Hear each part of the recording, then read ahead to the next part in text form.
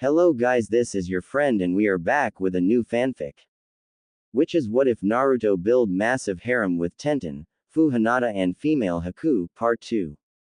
And if you enjoy this fanfic then please press the like button and subscribe to my channel for more fanfic like this.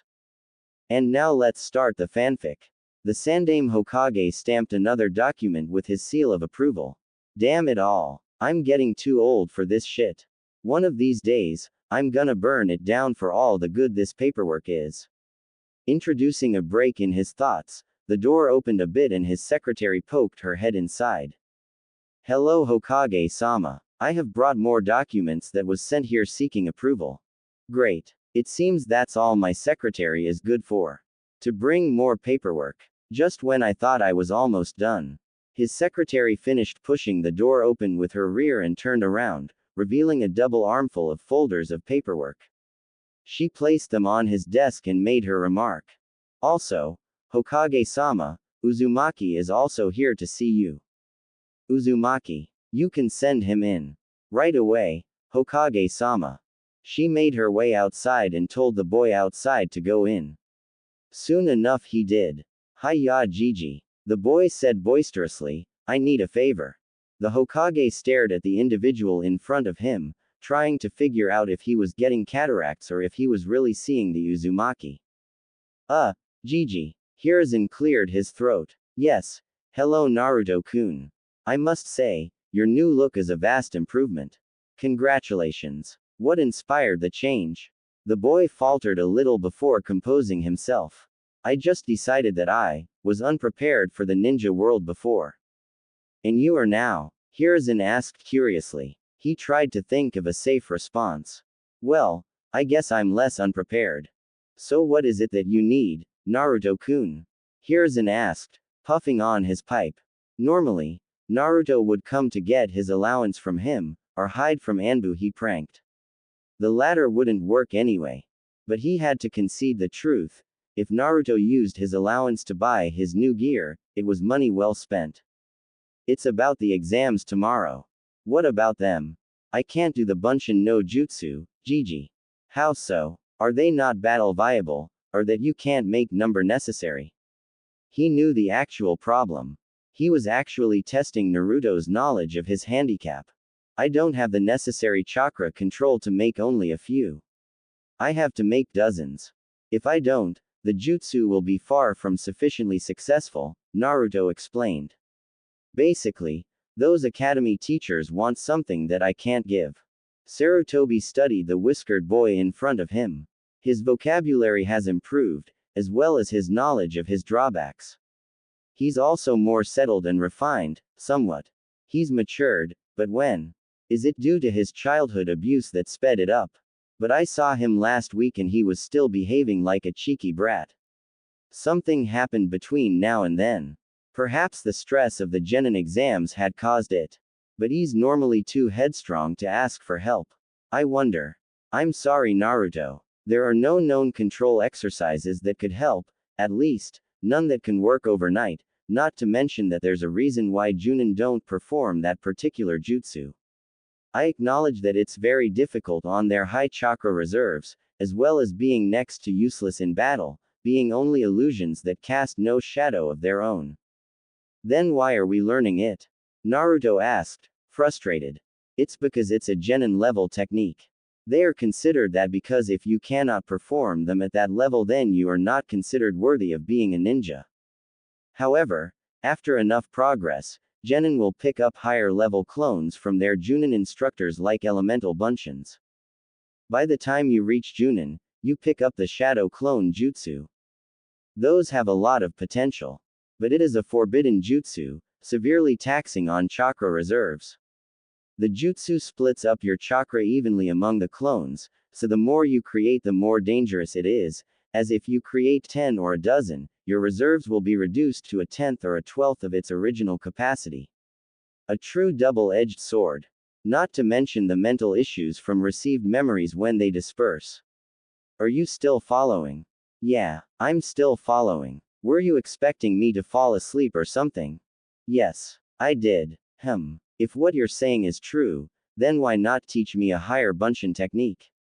Naruto pleaded. Since I have more chakra, I should learn a more advanced clone jutsu, that's common sense. I'm sorry, Naruto-kun. If I help you directly with your training, it would be frowned upon because of my position giving you something of an advantage, Sarutobi explained. How about indirectly, then? Naruto whispered in a scandalous-sounding tone. No, Naruto. My position was built on trust. I cannot disgrace it by dealings done under the table.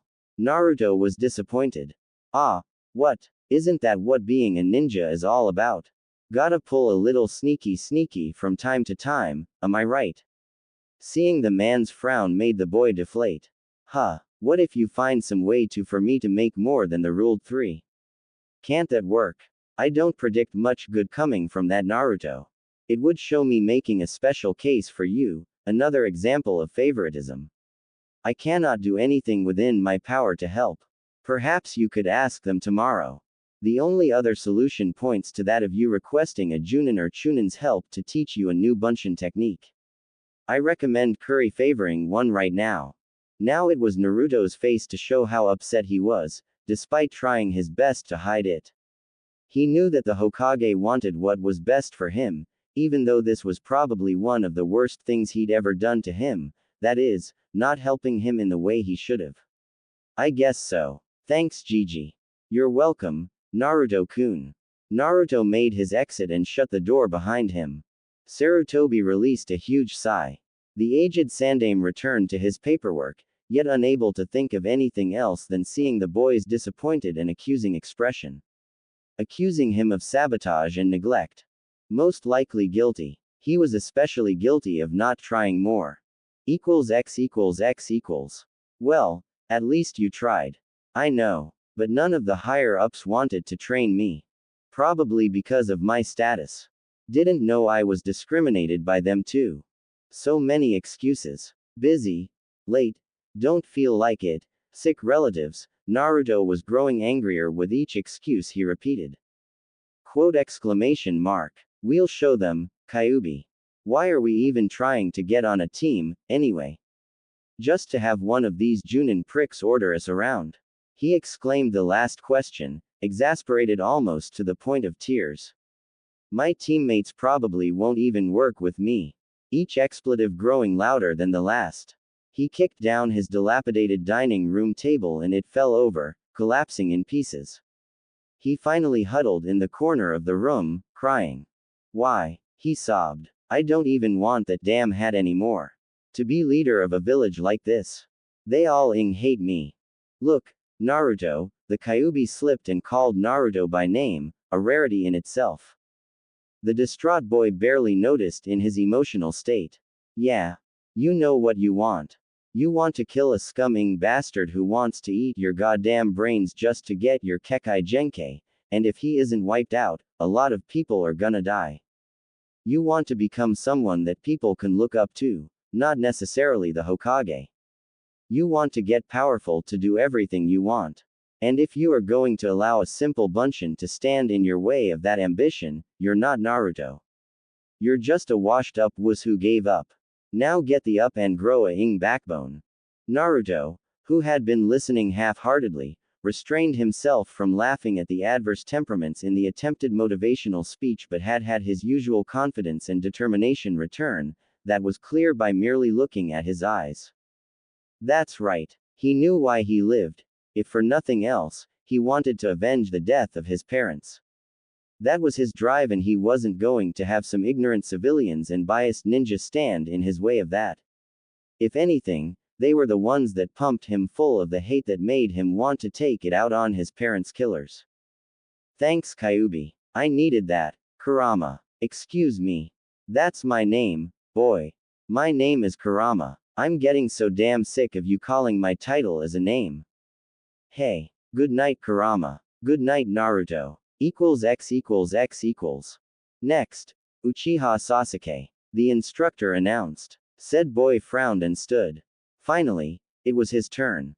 Ninjutsu was his forte, his field of expertise in the class. He would do nothing short of perfect. He made his way to the designated room and shut the door behind him. Troublesome. Couldn't they have let me just go on home? A certain Nara grumbled to his whiskered companion. I already passed. There was no need to keep me here. Quit your complaining. At least you passed. Naruto retorted, eyeing Shikamaru's Hitai-8 with rising envy. He had tied it around his upper arm on his biceps. It's a forehead protector, why don't you wear there? I'm not complaining. I'm merely saying how displeased I am. And it doesn't matter where you wear it, as long as you have it in noticeable view, it's not against the rules.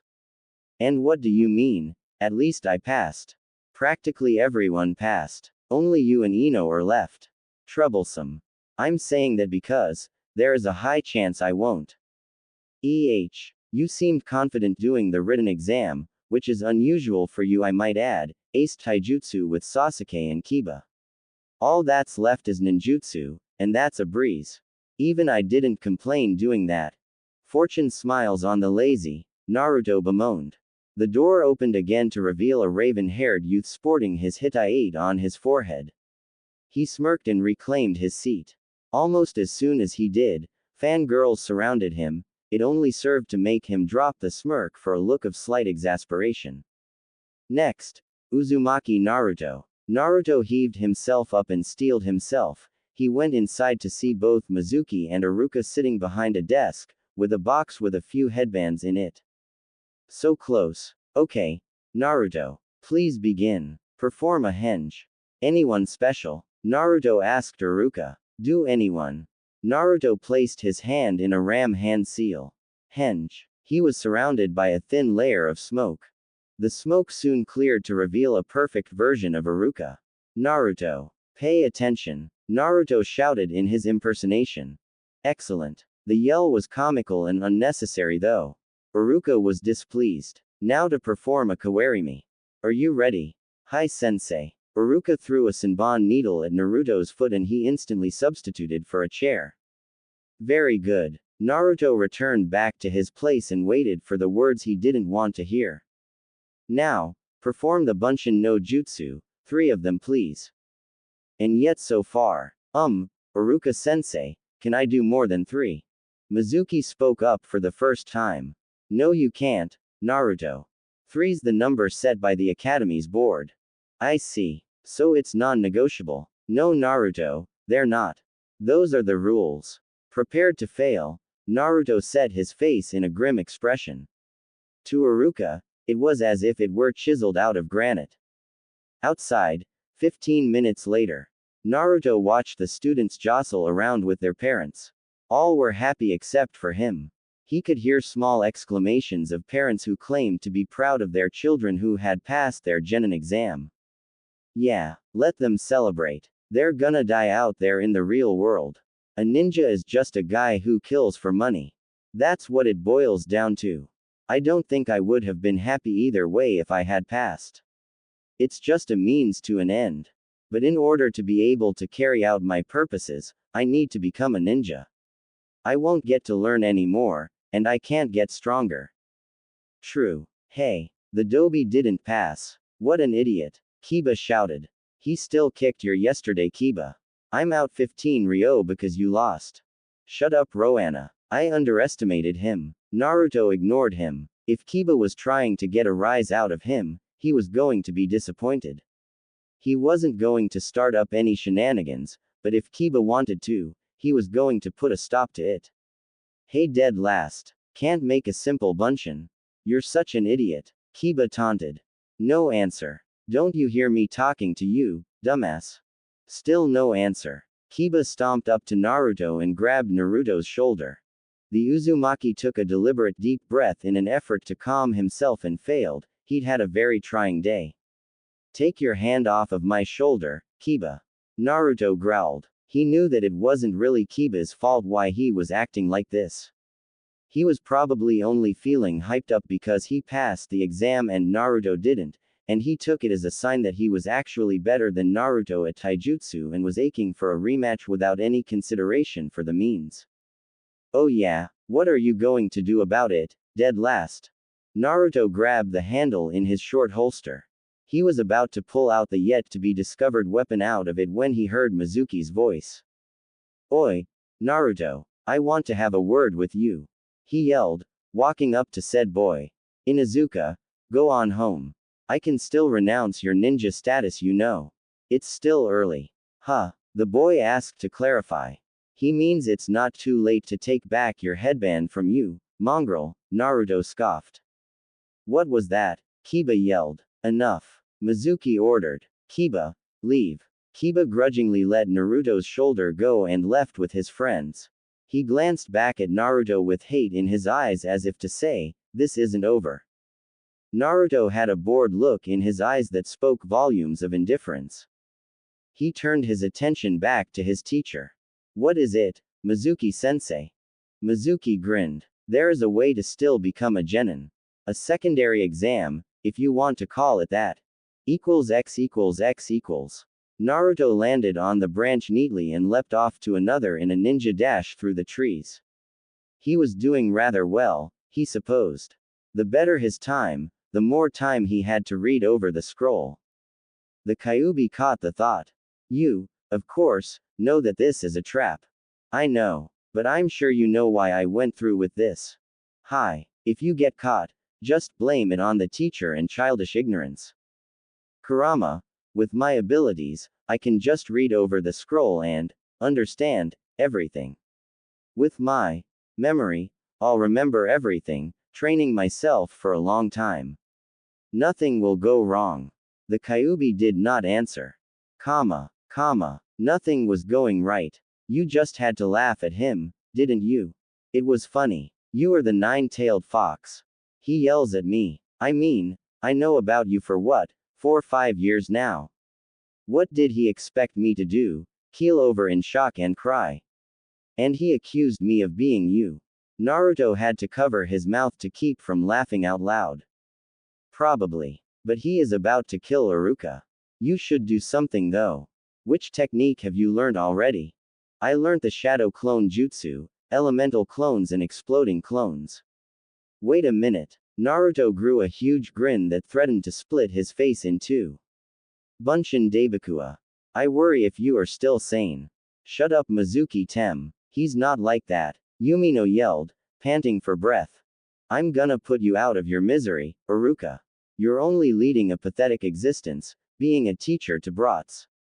Lord Orochimaru was right. This village is waste of land space.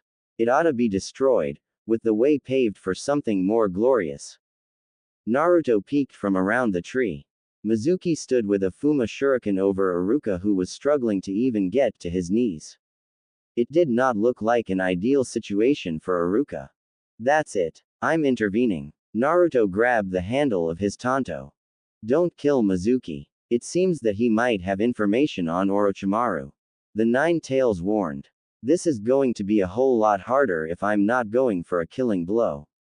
How am I supposed to beat a Chunin? Naruto grabbed his mystery holster.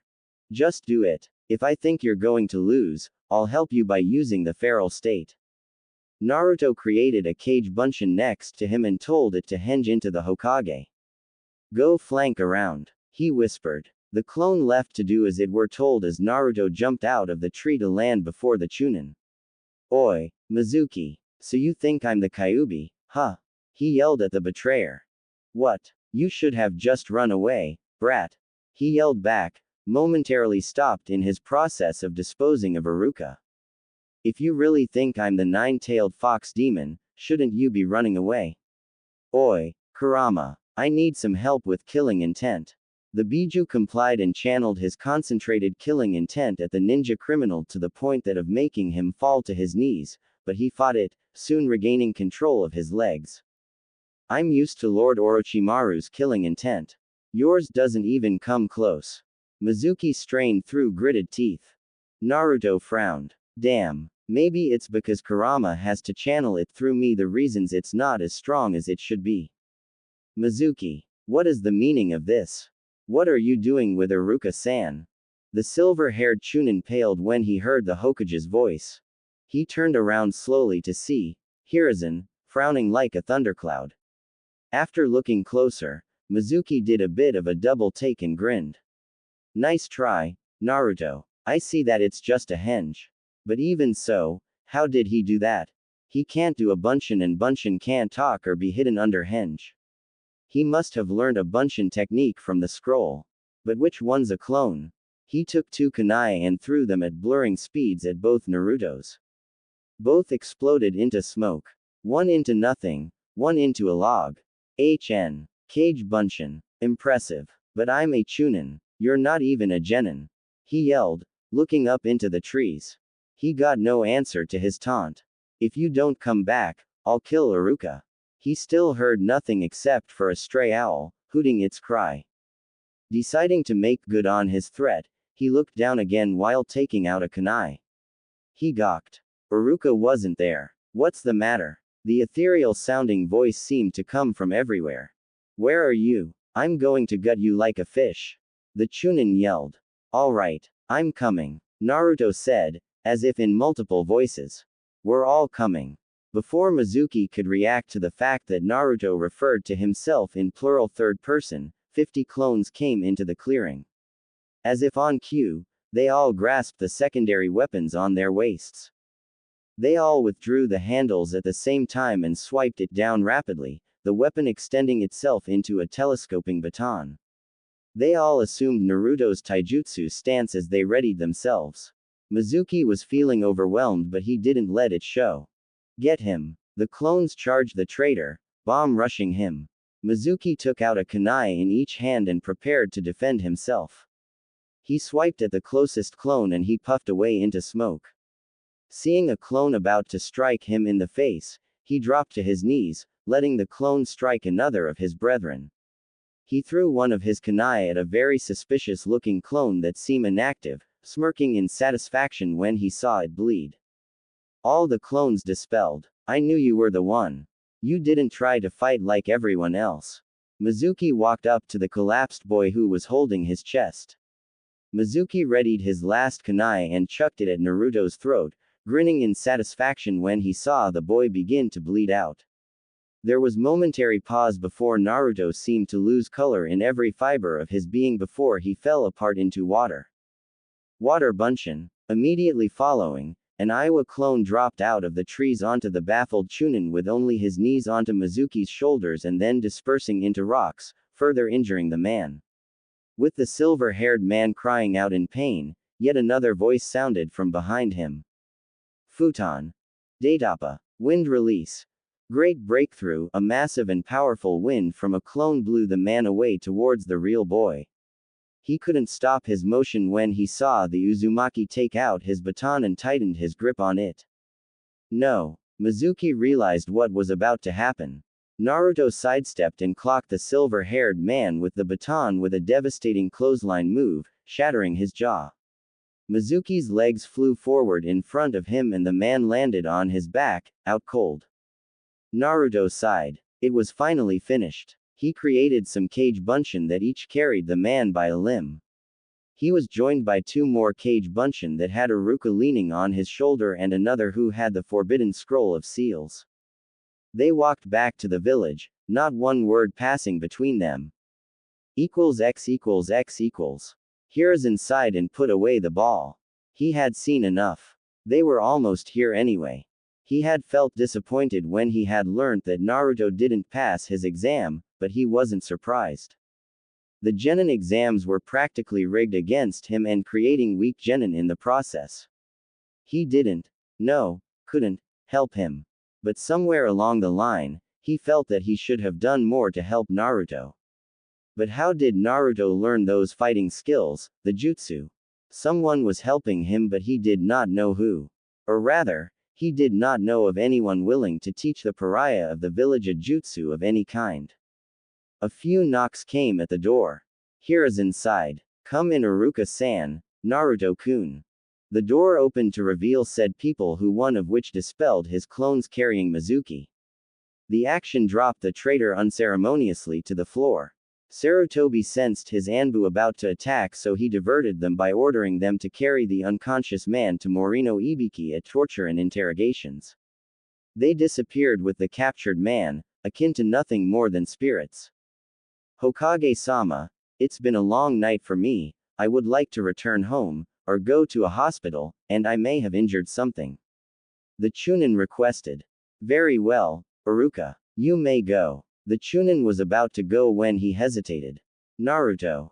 The boy turned around to look at him. Hi. Yumino took off his headband and walked up to Naruto and dropped it into his hands. Arigato, Naruto, for saving me. I'll see you come Monday. Naruto understood but feigned ignorance.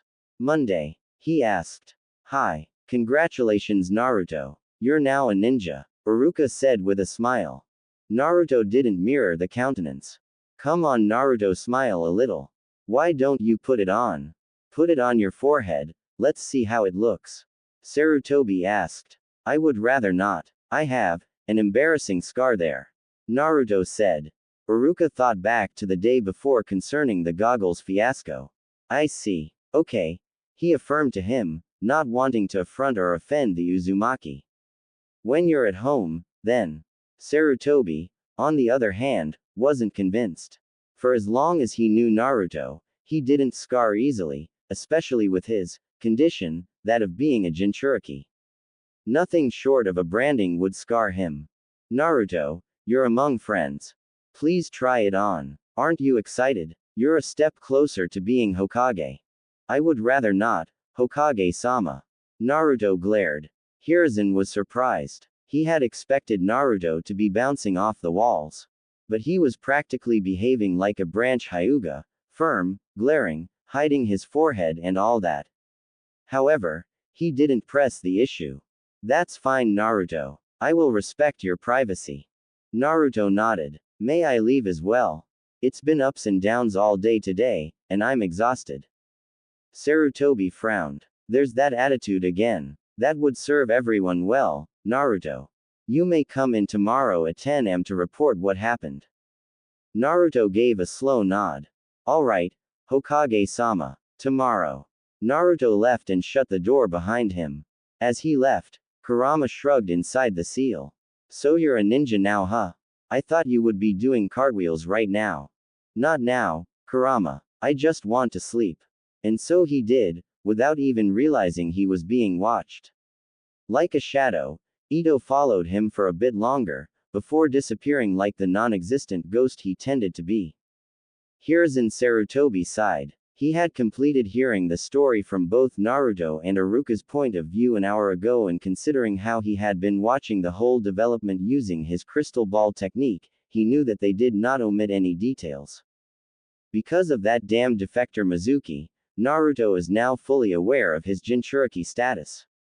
The Hokage cursed internally. Some choice swears that he hadn't used in years. He hadn't wanted Naruto to know about his inner demon, but now that he thought about it, regardless if whether or not he should have been told by Hiruzen himself from an earlier age, it hadn't been fair to assume that Naruto would never have found out about it eventually. However, one thing concerned him greatly: the boy had taken it so well. Something like that should have fazed him, despite acquiring some sense of maturity like he had seemed to have gotten overnight. Instead, Naruto had laughed. But I'm sure that no one's told him. But if they did, someone's head is going to roll. Everyone in the village knew the penalty for speaking about something that is forbidden under S-rank secrecy. That was one issue. The next one, albeit less serious, was still enigmatic. Naruto, an aspiring genin, had beaten a Chunin like Mizuki. The man had years of experience over Naruto with smarts and weight class, yet Naruto had tricked him, fought him and used jutsus with a fairly high degree of proficiency, and that didn't even include the fact that Naruto was now well versed in taijutsu. Then there was how quickly he learned the shadow clone jutsu as well as the elemental clone variants. To even learn the shadow clone jutsu in a few hours is stupendous for anyone short of a genius and a jonin, much less elemental bunshins as well. As it stands now, Naruto is the strongest in his class, at least twice as strong as the so-called prodigy Uchiha Sasuke. If he gets placed on that team, the team will be the strongest and imbalanced. But which team? I'll need discuss it with the Jonin senseis tomorrow. They already know about the incident. Sarutobi rested his chin on his hands, suddenly feeling wistful. To think Naruto has grown the most and is the strongest of his generation without our assistance, as much as it shames me to say it, is unsettling. The aged Hokage puffed on his pipe twice and returned to his work. While doing so, he discovered a note between two reports that warranted his attention. I shall return to check up on the dealings of the changes I have instated. I will also need to speak to Hyuga Hiyashi while in your presence. I hope I receive a better reception than what I received all those years ago. I shall be there at 9 p.m. tonight. The man grimaced. Oh, it's the man who saved Hinata and wanted favors from us. Ah, it's going to be a long night. X. A boy was currently sitting in a lotus position with his hands in a ram seal. He wasn't trying to perform a jutsu, or concentrating his chakra to use. He found that doing this as a form of meditational exercise helped him to relax and collect his thoughts, and sift through his memories. However, one kept disturbing him, that being of how he'd gotten killed last night by Mizuki. Naruto opened his eyes and raised an eyebrow. Where did he get that visualized thought? It's as if he remembered dying, when he obviously didn't. He visualized it again, and got stuck trying to figure out why. Deciding to experiment, he created two Kage Bunshins, shadow clones. He whispered to one of them to dispose of the other when they were out of sight, careful to not let the other catch on that he was about to get murdered. All right, you two, he said aloud, go into the forest. They complied and went into the dense gathering of trees. 2 minutes later, Naruto felt an influx of information, already embedding itself in his memory, never to be forgotten. Then he heard the clone he had ordered to kill the other return back to him with a smirk on his face. I got it done, boss. You gonna let me on why I had to off the other guy? Naruto smiled in response, fully realizing what had happened. Sure do. So you gonna tell me? Kid, you alright? You do know you're talking to yourself, right? People will think you're crazy, the fox said, speaking for the first time since the day's beginning. Huh? The clone asked. I can hear Kurama. I'm not crazy. He is. The clone said, pointing at the original Naruto. Naruto did a double take. First off, I'm not crazy. Second, Naruto pointed to his gut. Kurama is inside me, not you. How the heck did he hear the Kyuubi? Damn clone. Ing twat. Both of the boys stopped and stared at each other. Can you hear me think? Naruto asked in his mind. No shit. Of course I can. Naruto heard the answer in his own mind, courtesy of the clone that appeared to be in thought. Kurama was, well, he felt confused and excited. The only person he ever really had to talk to, or at, depending on how his container perceived it, was Naruto, and with this, he'd actually be able to talk to more people, even if they were technically the same brat. The seal must have made it possible for you both to communicate by telepathy. Like a connection. But why did you make him kill the other one? Kurama asked. I remember getting stabbed in the back by a kunai because of this clone here. Naruto thought with a sweat drop. The clone only smirked in response. You know, I had considered bashing his head in with a rock. Naruto looked at the clone in mild horror. Sometimes I scare myself. I heard that, the clone retorted. Kurama sighed. He had no doubt that on the outside, his container must have looked like he was in a staring contest with himself and that he really was suffering from some kind of neurosis. He cleared his throat to get Naruto to become more aware of what he was doing, and Naruto sighed while dispelling the clone. Anyway, he thought to Kurama. So these clones pass on memories when they disperse. This has loads of benefits, like for scouting things out, and going into hazardous situations when and where I can't risk myself going into. Think about it. The cog wheels in Naruto's head started grinding.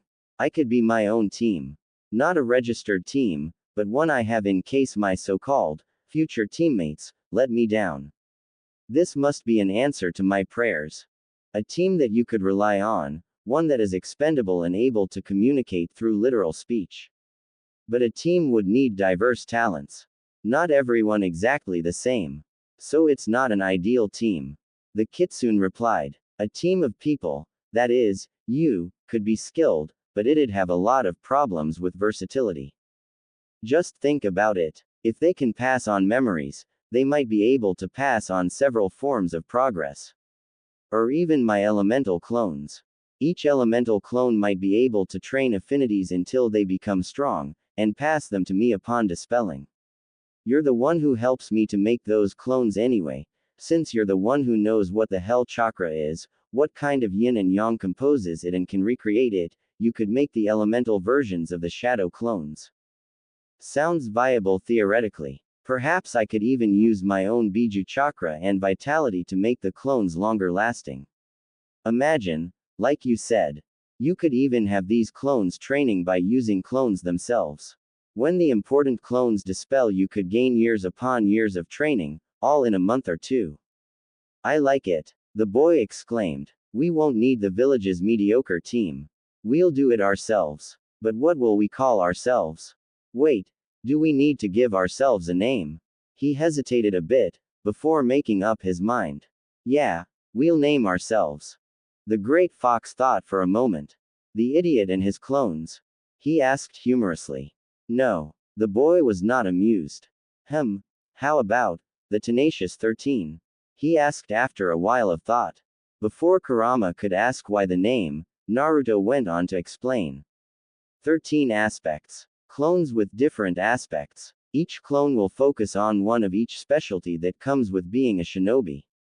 Futon, Kaden, Doden, Suiden, Raiden, Taijutsu, Kenjutsu, Trapping, Medical, Espionage and Assassination, Interrogation and Torture, Scouting and Censoring. The Kyuubi did a quick count. That's 12. It sounded viable, but if Kurama had to be honest with himself, he had to wonder why Naruto didn't mention Fuinjutsu. It was either because it went without saying, or Naruto simply didn't want to pursue it. He himself had an idea as to why the kid was like that, and his assumption was that Naruto might have believed that it helped ruin his life, Fuinjutsu being used by the man who wanted to kill him, Fuinjutsu being used to turn him into a Jinchuriki. Nah, he knew that Naruto didn't hate him. But he did hate everything that came with that effect. And I make lucky number 13. Lucky. You know what I mean. The Kyuubi grinned. The shows that the group is unique. Tenacious means firm and strong, not easily stopped, and 13 is number of the members, and it's dark and foreboding. I like it. Looks like you have an ambition. So what? They're gonna train, or are they supposed to help you kill Ito when you're good and ready? They're gonna help me train, Naruto replied. He got to work, now having a goal to work towards. And when I'm strong enough, I'm gonna put Ito in the in-ground. Fair. Let's get started. We'll have the elemental clones practice your affinity. They might even need to go away to the elemental nations, learning and practice to bring up their affinities. The first thing to do is to create a clone that's durably enough to sustain itself, or at least not disperse when someone hits it. I got a couple of ideas. Since there's obviously a link thing going on between you, me and the clones, maybe they can either pull on my chakra after being made, or you can try to make them while using the tailless state. It was a simple experiment, but was an overall disappointing failure. The clones could try to access Kurama's chakra, wirelessly, as he'd put it, but while there was a switch being flicked, there simply wasn't any power to access. On the second aspect of the experiment, Naruto would create his clones while in the feral state, but they were still easily destroyed in one hit.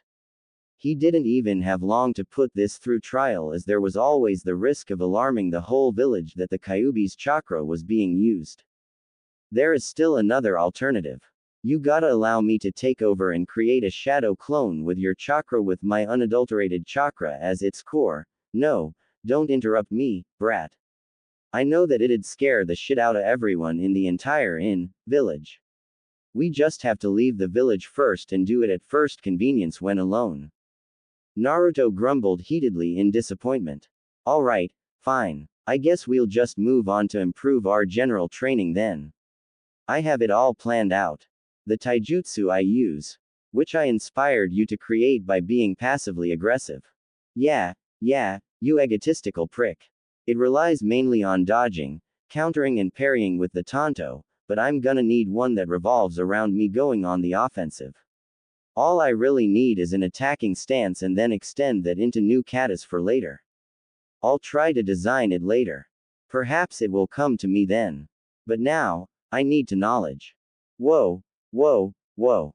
You bashed the academy for all these years, and now you want to get in on all of that useless book learning. I didn't know how to create cage bunchins back then. He defended hastily while he created 2 clones with excessive chakra. Without even considering the consequences, he told them to read everything, all the while trying to ignore their pitiful faces at not wanting to get saddled with the duty. Just go, goddamn it. After they left, his inner demon suggested that he create another clone to go to the hospital to learn how some medical techniques, and Naruto wholeheartedly agreed. As much as I can't believe it, I read that medic nin are sometimes a lot more important than even the elite jonin or those on the shinobi council. In times of war, battles were won because of how competent the medics of different platoons were. This one is going to need a lot of work. It's also the reason I chose it over genjutsu. Even if I am susceptible to extreme forms of genjutsu, I should be able to release myself from it if my clones channel chakra into my network using their chakra, or killing the caster. Anyway, I can create this clone now to get the basic knowledge now and create a more permanent one later. I assume that clones in the library will read basic medical books and remedies, but I need something higher up the ladder. Kage Bunshin no Jutsu. He created the cross-shaped ram seal and created a clone. Go to the hospital and insist to look in on the operating theater. Ask while in a henge as a Chunin ninja. Also, try to see if you could get to read any medical books they have. If they ask why, tell them you want to become a medical ninja, he ordered. Curry favor them, bribe them, kiss their ass if you have to. The clone nodded. You got it, boss. He yelled before using a body flicker to leave. Okay, that's done. Next, we have interrogation and torture. Naruto seethed a little, remembering his past. For once, all those mob beatings in the past are going to come in handy. I won't be squeamish when it comes to inflicting pain or using mind games on opponents. He gritted his teeth as he recalled how the villagers had expressed their intense dislike and hatred of him both verbally and physically. I can go over to the Department of Torture and Interrogations now. After all, I know where it is and I've got nothing better to do. Scouting and censoring, I'll think of something later. Kurama, I'm going to make this team and I'm going to follow through with it. Even when I get placed on a genin team, at least I'll have a better one watching my own back, even if it's a team comprised entirely of physical manifestations of myself. Naruto smirked. Sounds a bit pathetic, relying solely on myself like that, but we, will be the best. Whoever said there was no I in team? Kurama grinned like a feral beast inside his cage. At the library, Shinichi replaced the couple of stray books back onto the shelves. There used to be a whole lot more books left out, back when people only amused themselves with reading. But now people had this, television, and all that technological shit. They had simply no time for reading. What he would give for this whole damn library to burn down so he could let his 70-something-year-old body retire in peace, especially since there wasn't much to be done anyway. He returned to the desk located at the entrance and was about to lay on the futon he had hid behind it when he heard the door push in, no doubt to let in someone. He groaned. Just when I'm about to take a nap, someone just had to come in. He peered over the desk and saw 2 rather familiar-looking people waiting to sign the check-in book. Huh, Minato? He queried, a bit unsure. His sight was a bit fleeting. He momentarily thought he was seeing doubles. Even more reason to retire. No, they said in unison, as if rehearsed. My name is Naruto. Naruto, huh, name sounds kinda familiar, could be my eyes going, but am I seeing 2 of you? The clones looked at each other almost in a staring contest of sorts. To the old man, they looked as if they were sharing an unspoken conversation. Which they in fact were. Tell him the truth. No, we should lie. And say what? Identical brothers. Wouldn't work. Let's just go with the truth, tell him we're clones. If he kicks us out, we'll just come back in different henges and work with that. After all, he couldn't even recognize us as clones, he won't recognize us as two different people, anyway. The other one nodded in approval. Okay, let's just roll with it. We're clones. One of them said. Clones. One of the man's eyebrows rose, no doubt doing some thinking. Sounds like something I've heard of before. Then something in his mind clicked. Minato, is that you, sending your clones to read for you again? The man asked, a bit testily. Is he talking about the fourth? No. Sorry, old man, he passed on around 13 years ago. Sorry. One of the clones replied, hoping the two weren't too close. He did not want to see an old man in tears, receiving knowledge more than a decade late. No, it's all right. So, someone sent you to read for them, huh? Are you going to stay overnight? The man asked, as if expecting to hear, yes. Hi. Minato did this with me, you know. I'll let you stay in the library for as long as you exist, weeks, if needs be. And all I ask in return is that you help out when I'm unable to. Sounds fair, the old man asked, pleadingly. I don't have an apprentice or assistants to help. Sure, one of them interrupted hastily, eager to please. Whatever it took to stay longer, he believed. We accept. At the hospital, Kuri sighed and fell into her chair at her station in the nurse's office, desperate to have a minute to herself. Her shifts as a fresh nurse at the hospital were the very definition of murder. If she didn't carry more money home at the end of the month, she was going to go home and stay there. Sure, she liked to help people, but right now, nothing was going right.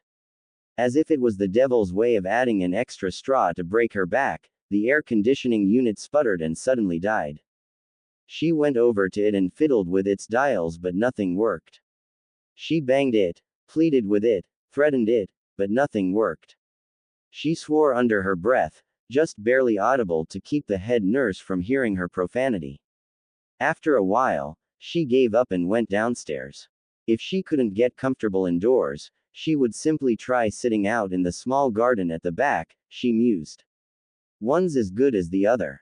She opened the hospital's front entrance and bumped into a young man who had appeared to have chosen that same moment to enter the hospital as well, and he was so strong that she was knocked onto her backside. Oh Cammy, why me? She was exasperated. Today must have been an off day for her. Oh, sorry, I wasn't paying attention. Sumimasen. He apologized profusely, hoping that he didn't hurt her. No, it's all right, she lied. She hoped he wasn't an important figure, because she did not need any more bullshit to put up with. They both picked themselves up and observed each other for a moment. A chunin. He was nondescript, nothing special going on for him. 5'9", spiky brown hair that framed a round face with a pointed chin. A nurse. She was dressed in the usual nurse's garb. She had straight black hair that fell to her shoulders with lovely teal eyes. The woman currently had her arms folded, which pronounced her already impressive bosom. All in all, even though being civilian-born and in medical nurse's clothes, she was an attractive woman. Naruto's clone had make a mental effort to keep himself from blushing. Excuse me, I am hoping this isn't a bad time, but I would like to know where to go so I can learn some medical techniques. I would. Sorry, can't help you. I'm not really up there on the medical staff ladder, and besides, no one even has the time to scratch their own heads, let alone teach someone. I don't think any of us can help you. The young chunin was crestfallen but brightened a little after some thinking. Maybe you could put in a good word for me to someone who could help me then. Or I could assist you in something or other so you could have some time to help me. I really don't want to become cannon fodder, he said pathetically, hoping to excite her sympathy. She, at the very least, did look like she was considering his offer. I could use his help. Tell you what, if you can fix an AC unit upstairs, I'll make some time for you, she replied in a careless tone. Perhaps some conditioned air would stop her from being all bothered. Just to fix it. Fair. Alright, get me the manual and I'll fix it. By the way, what's your name? Curry. And yours? He gave it some thought. Naruzu. That's a weird name, but if your mama liked it, then who am I to judge? Follow me Naruzu-san. =x=x=. The stoic Hyuga had settled himself behind his desk to continue his paperwork concerning the clan.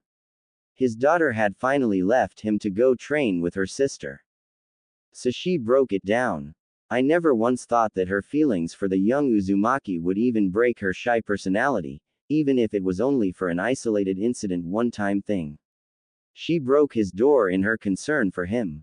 Perhaps she is enamored with him. Regardless, all we may owe him is the replacement of the door. Nothing else. Hiyashi began sorting through his documents. The in and out boxes were rather messy. Soon, they were neatly organized and all the paperwork approved were stamped and signed while the others went into the waste basket. He was a rather quick and efficient and he rather enjoyed doing it. But soon after he had no more to continue and he was left with nothing to do. He went into deep thought about his elder daughter and how she was going to be placed on a newly christened genin team come Monday morning. Just as he was about to brainstorm who her potential teammates could be, a knock came at his door. Who could that be? Hiyashi activated his Byakugan to see through the door. Why is there an Anbu op here? He mused. He's probably an errand from the Hokage. But what? Deciding to find out the answers, he invited the military shinobi inside. The Anbu entered into the room with grace and wariness, not one movement wasted as he were nothing but a clock. He stood, somewhat at attention in front of the Hyuga clan head. Close at his heels was a sentient branch Hyuga, no doubt an escort. How may I help you? The Anbu answered in a level tone. Lord Hokage wished for you to receive this letter. He retrieved a note of seemingly nowhere and handed to him before using a body flicker to leave. The branch member took his leave as well now that his job was complete, leaving the clan head to have some privacy. Only then did the man open his letter. The document could hardly be called a note, let alone a letter. The whole message was written as if it nothing but a little ditty. The man from back then has come back again. Make sure to be on time at 9 tonight. He hopes there will be no fuss over what we shall discuss. Solo is the way to go. Hiyashi closed his eyes. No doubt that the Hokage was an avid reader of poetry and decided to code the letter like that of one. The message was clear to him though, although that could be to the cause that the message involved him directly. It probably means that the man that rescued Hinata has returned and wishes to speak to the Sandaime and myself about the favors we did for him. Noble and selfless they may be, they feel suspicious, considering that he said he doesn't pledge loyalty to Konoha. He never did cotton to the man. Despite hiding his face, Hiyashi always felt like he was talking to someone different each time, despite the fact that he always felt familiar and that, not that he would ever admit it, scared him. The Hyuga sat patiently, waiting for their guest to arrive. He looked to the Sandaime Hokage who was currently seated by his large desk that tied into his title. Both men were yet to speak to each other and that served to make things more awkward between them. Frankly, Hiyashi preparing to leave the second 9:01 p.m. struck on the clock. He was an important official, as well as the Sarutobi himself. They had no time to waste, especially with someone whose identity was yet to be discovered. Besides, he wanted every excuse possible to avoid meeting the man they were waiting for. Suddenly, the clock hit 9 p.m. and in that same second a man appeared in the center of the room via a body flicker. He was dressed as before, not a single hair out of place. However, there was a markedly obvious lack of seals on his person, unlike the first time they encountered him all those years ago. Good evening, Hokage-sama, Lord Hiyashi. I hope I've not been tardy, he remarked flatly. Welcome, may we have your name, or at least a handle we can use? It would make things flow more smoothly, the Hiruzen requested. I can give you a handle. Call me Sagan. Sagan, Hiyashi asked. Weird name to choose. The hooded man said nothing in response. Anxious to clear the air of the growing tension, Hiruzen cleared his throat. Sagan-san, we're here to discuss the results of your requests roughly 2.5 years ago. Sarutobi continued. That's why you're here, is it not? Ah, yes. So, how is the soup kitchen getting along? Oh, and make it brief. I'm sure we have other places we'd rather be right now, Sagan replied, much to the Hyuga's ire. It's doing well, if I may say so myself. As per financing is concerned, the Hyuga clan has given quite a bit of funding since its opening. I believe that many of the people who frequent it are the people who suffered during the Nine Tails' attack. Some of them are even willing to injure themselves to sleep there in a warm bed that the side house provides. His hand lifted and disappeared to stroke his hidden chin in thought. Is it possible for the Hyuga to fund a little more for expanding just a bit more? I am sure that Lord Hiyashi can dig just a little deeper. Maybe about 50 futons next to and around each other would do the job efficiently. The futons could simply be put away in the day, Sagan suggested. This is going a bit too far, Sagan-san. We Hyuga don't have an unlimited amount of money in our treasury. If we have much more of this, so-called charitable funding, Hiyashi said in disgust, we'd have to forfeit our emergency fund which was set aside for our own survival or anything that warrants an emergency of similar dire straits. It was times and foolishness like this that made the man more emotional than not. Do you think we have bottomless pockets? No, the guest said testily as if he was preparing for a fight with the man, you're right. Perhaps if you were to look out the window and activate your Byakugan you would see that there are people who are far needier than you are. You seem to have on expensive new robes. Perchance if you went hungry for a few days you would realize how superfluous that your extravagant worldly possessions are. These people have no clothes, no food, no warm beds. We see them every day, and yet we try to ignore their situation.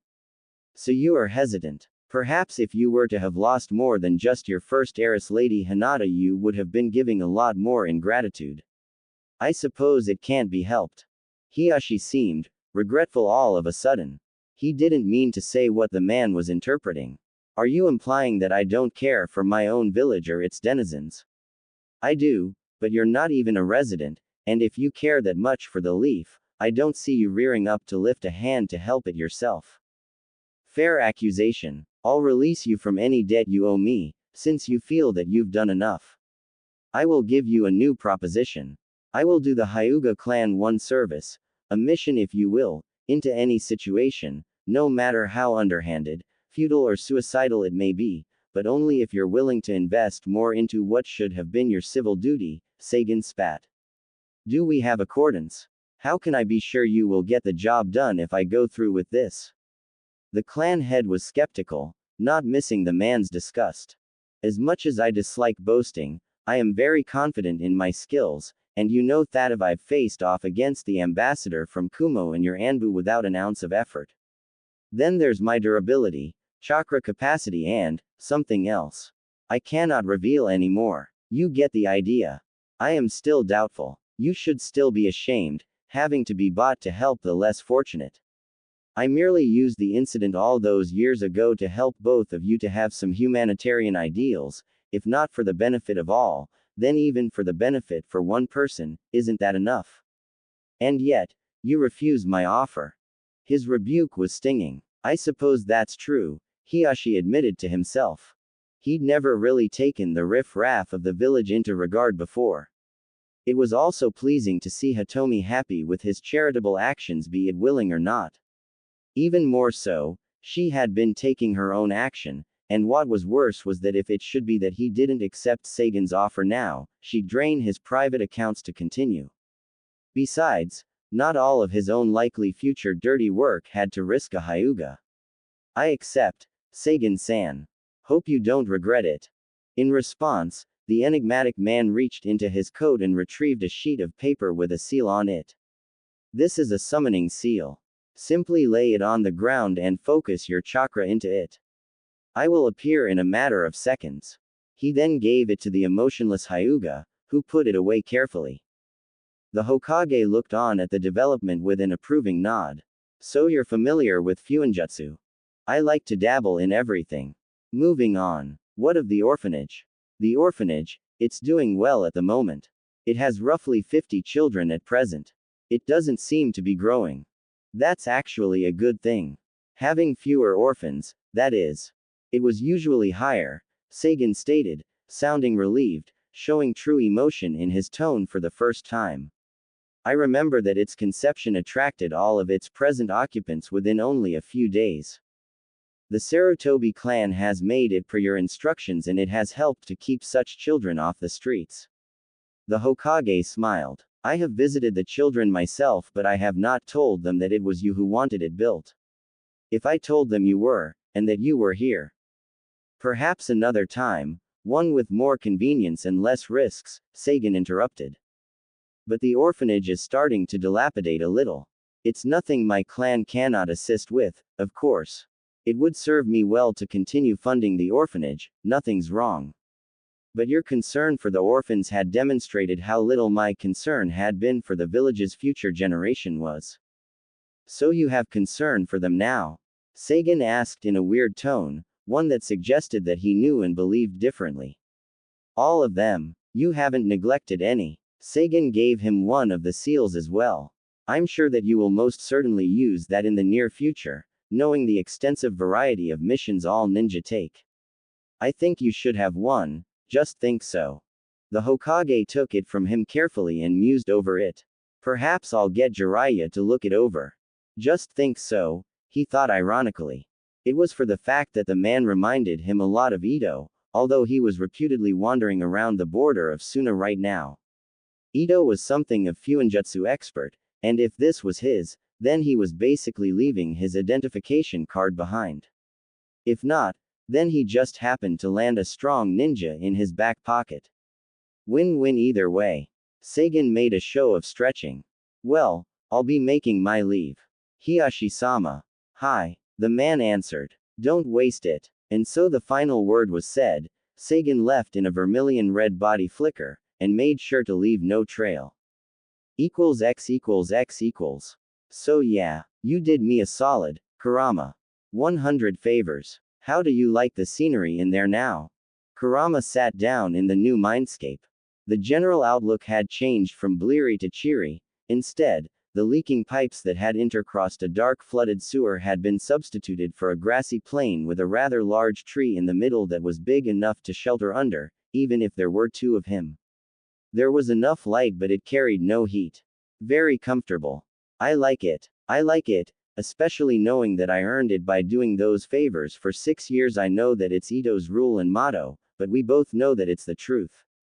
Nothing comes for free. So thanks much.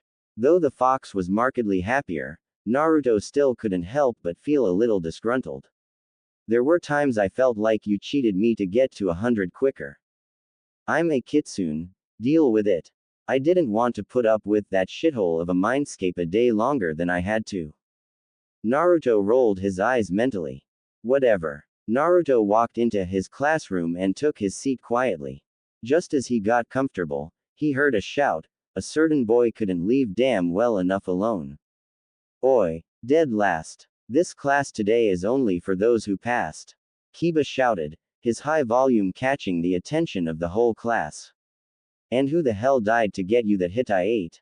Naruto ignored the insult, but Shino was the only one noticed that Iruka flinched when Kiba made his last boisterous statement. He would have to find out why later. He could recall the conversation he'd overheard between the blonde and Shikamaru on Friday. Naruto himself had sounded so sure that he was going to fail, and Shino had learned that he had in fact failed. But now, here he was, forehead protector and all. Sasuke took a note of Naruto, seeing him for the first time without his goggles. Sentimental value. My, he must have been hiding his forehead. If he loved his goggles so much, he would have just worn his Hittite somewhere else. In the meantime, whilst everyone else, what to say? Can't tell them about what happened about Mizuki. What's the closest thing to the truth? Naruto passed because he was able to create clones after all. That's why he's here. Iruka lied smoothly, hoping they would buy it. Naruto shared a look with his teacher. The Aburame didn't miss that either, and he frowned behind his shades. Anyway, you are all registered genin. So be quiet and act like it. I'll read out team placements in a minute. Yumino went on, glancing at Naruto. He still seemed indifferent. Where did I go wrong? He waited for the class to hush themselves before taking out the folder with the team information out of his desk and begun to read. Naruto listened to the team placements for 1 through to 6. It was just as he had predicted. All the civilian scores had really rounded off themselves so they would all be placed on balanced teams. Damn. He loved being a smart, and Kurama caught the thought and added in his 2 cents. Tell me about it. And that's Team 6. Your sensei is, Iruka droned.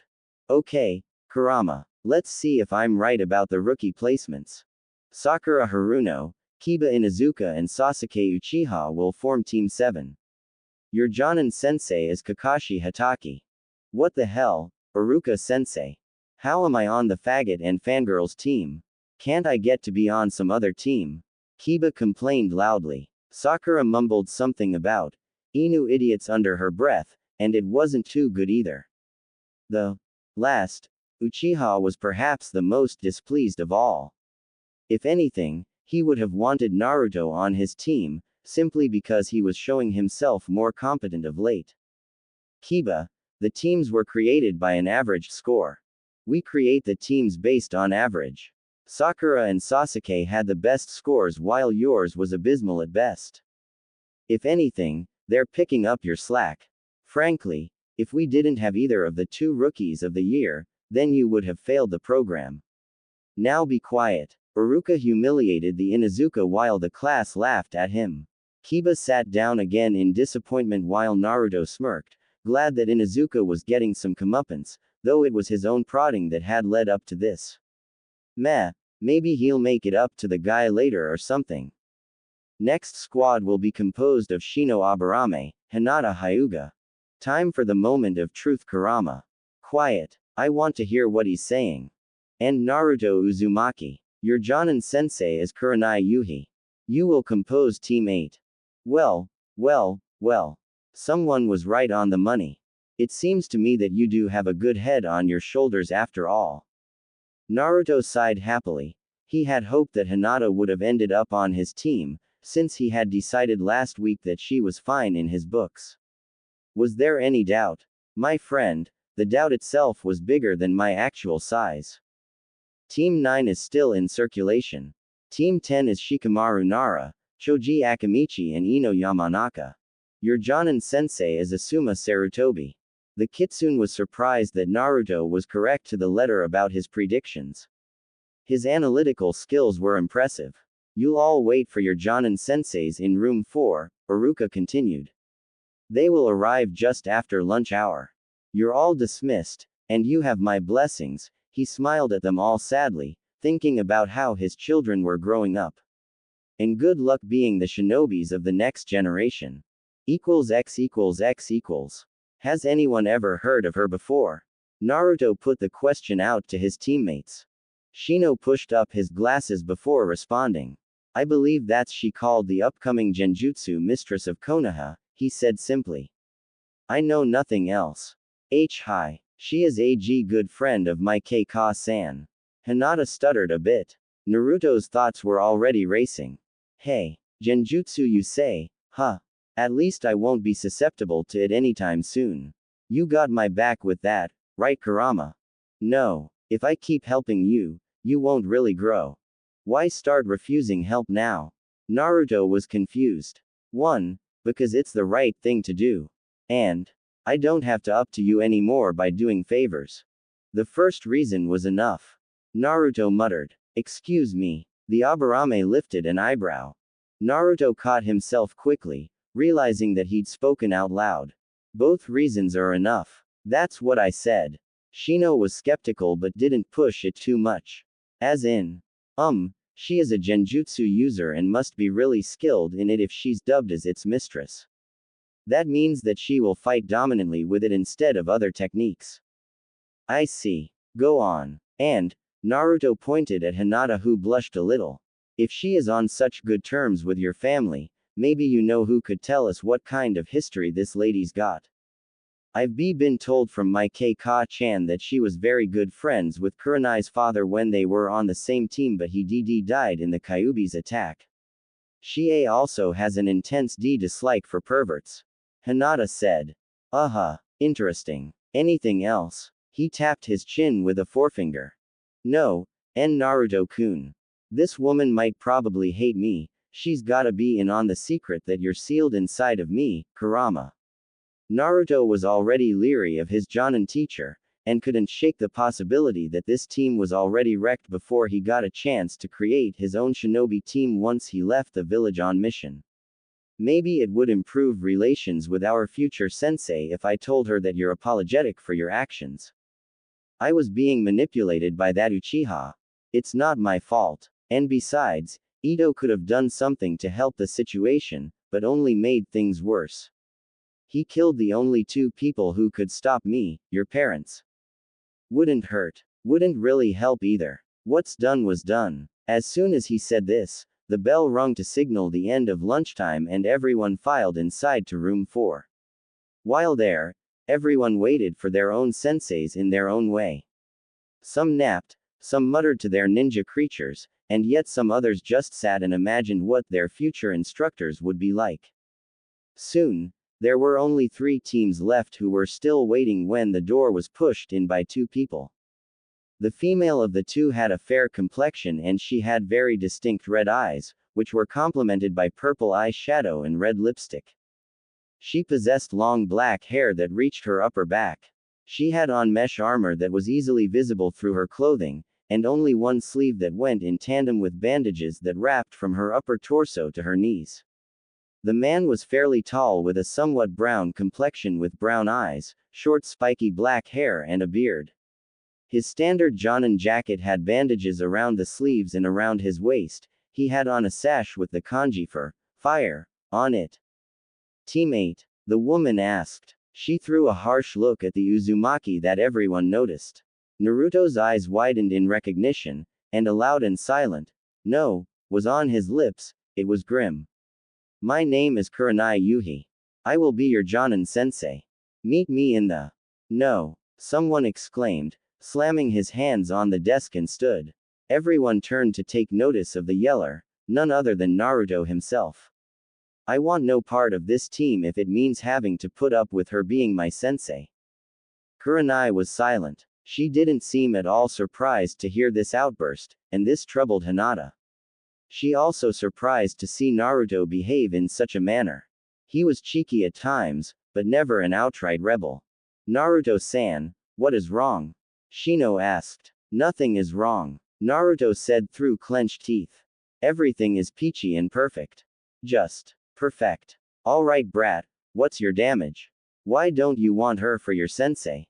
You think we have to let you be a genin?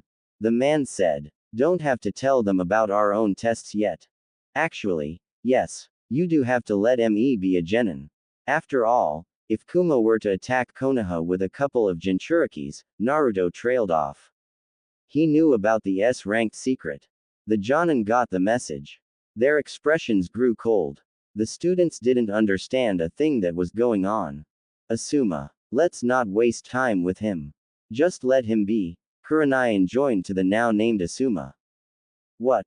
The man was baffled. Just ignore him. Yeah, that's right, Naruto exclaimed. Just keep doing what you did Thursday. Can someone tell me what the hell is going on? Kiba was completely confused and befuddled, couldn't take any more subtext. From what I can gather, Naruto is upset with Kurenai-sensei due to some incident on Thursday. Shino sounded unsure at first in his explanation, but kept on. Judging from what was said, Naruto must be loath to the circumstance that she may have ignored him on some matter of importance. Hit the nail right on the head, Shino. Naruto said as he sat back down in a huff, still glaring at the red-eyed woman. Kurenai breathed slowly, trying to relax herself. Her first encounter with the Nine-Tails Jinchuriki didn't go well because she had blown him off when he asked for Bunshin ninjutsu help. Admittedly, She probably would have helped him if the creature that resided in him hadn't killed Shinku Yuhi, her own father.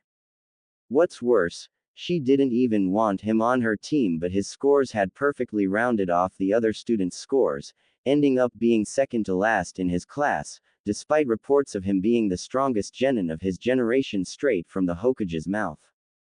Just a bit earlier, she had tried to explicate to the Hokage about the fact that there would be friction between herself and the boy, but he still ordered her regardless. Look, Naruto, even if you don't want Kurenai as your sensei, the Sarutobi began. You stay out of this. You did the same thing too. Every one of you people are all the same. Will of fire. Ha! Naruto spat.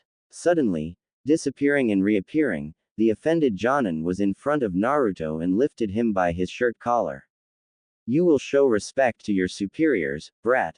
Now either go with Kurenai, he looked to the woman by the door, or sit out another year in the academy, Asuma averred unnervingly, leaking just enough killing intent to frighten any and all genin present. He wasn't about to take any bullshit from a fresh genin, Jinchuriki or not, just because he felt biased against. Naruto wasn't fazed. He merely looked over to Kiba, as if deliberately ignoring the man lifting him up bodily. Hey Kiba, looks like you can leave Team 7 and join Team 8. Seems more your type anyway. All around there were now whisperings of the development, of how Naruto was willing to sit out a third tenure in the academy. But even so, he continued. In a class of 20 being split into 9 teams, subtracting myself from that equation will upset that balance. That means, 2 of us are going to have to sit out another year with him, Shikamaru finished, having brought himself to be concerned enough about the situation. It's either that or he passes with us. A team has to start with 3 genin. How troublesome this is, Shikamaru said aloud, shocking the rest of the group present. Why is Naruto-kun so bitter? Hinata thought. Just when she was going to ask him why, Naruto batted Asuma's hand from off of him, and stormed out of the room while giving Kurenai a wide berth, shooting her an angry look as he left. Well, Kurama, guess you're right. Forgive and forget really is impossible for me. Told you. Naruto mumbled heatedly under his breath as he subconsciously started moving the swing he was seated on. How was he supposed to forget all the wrongs done to him when he could remember everything vividly as if it had happened only a minute before? Anyone who preached love and forgiveness must have never had memory like his. Why was everything so goddamn complicated? Kiba came out of the school with his Ninkin Akamaru by his side, and Naruto took notice of them immediately. The dog had his nose close to the ground, apparently tracking a scent. Naruto watched them as Kiba apparently spotted him before his dog, and told him. With that done, he patted his dog and allowed him to jump onto his head, before the two came over, whereupon Kiba then took a seat on a tree root beside the whiskered boy. They sat there in silence for 3 minutes before Kiba tried to break it. So what was that all about, Naruto? Kiba asked. What was what? Naruto feigned ignorance. He knew what he meant. He was merely trying to delay the conversation, least of all with Kiba of all people. That shit you just pulled in there. It's just one big awful mess in there. People are in there arguing who sits out another year with you. What the s that all about? Kiba yelled. Naruto groaned inwardly. There was just no going around this. Fine, I'll talk. Just keep your damn voice down. The Inuzuka still felt put off by the new Naruto. Nonetheless, he would go along. He still wanted some answers. Okay, he said quietly. You remember the test on Friday? I failed the exam because I couldn't create 3 bunchins. Naruto started.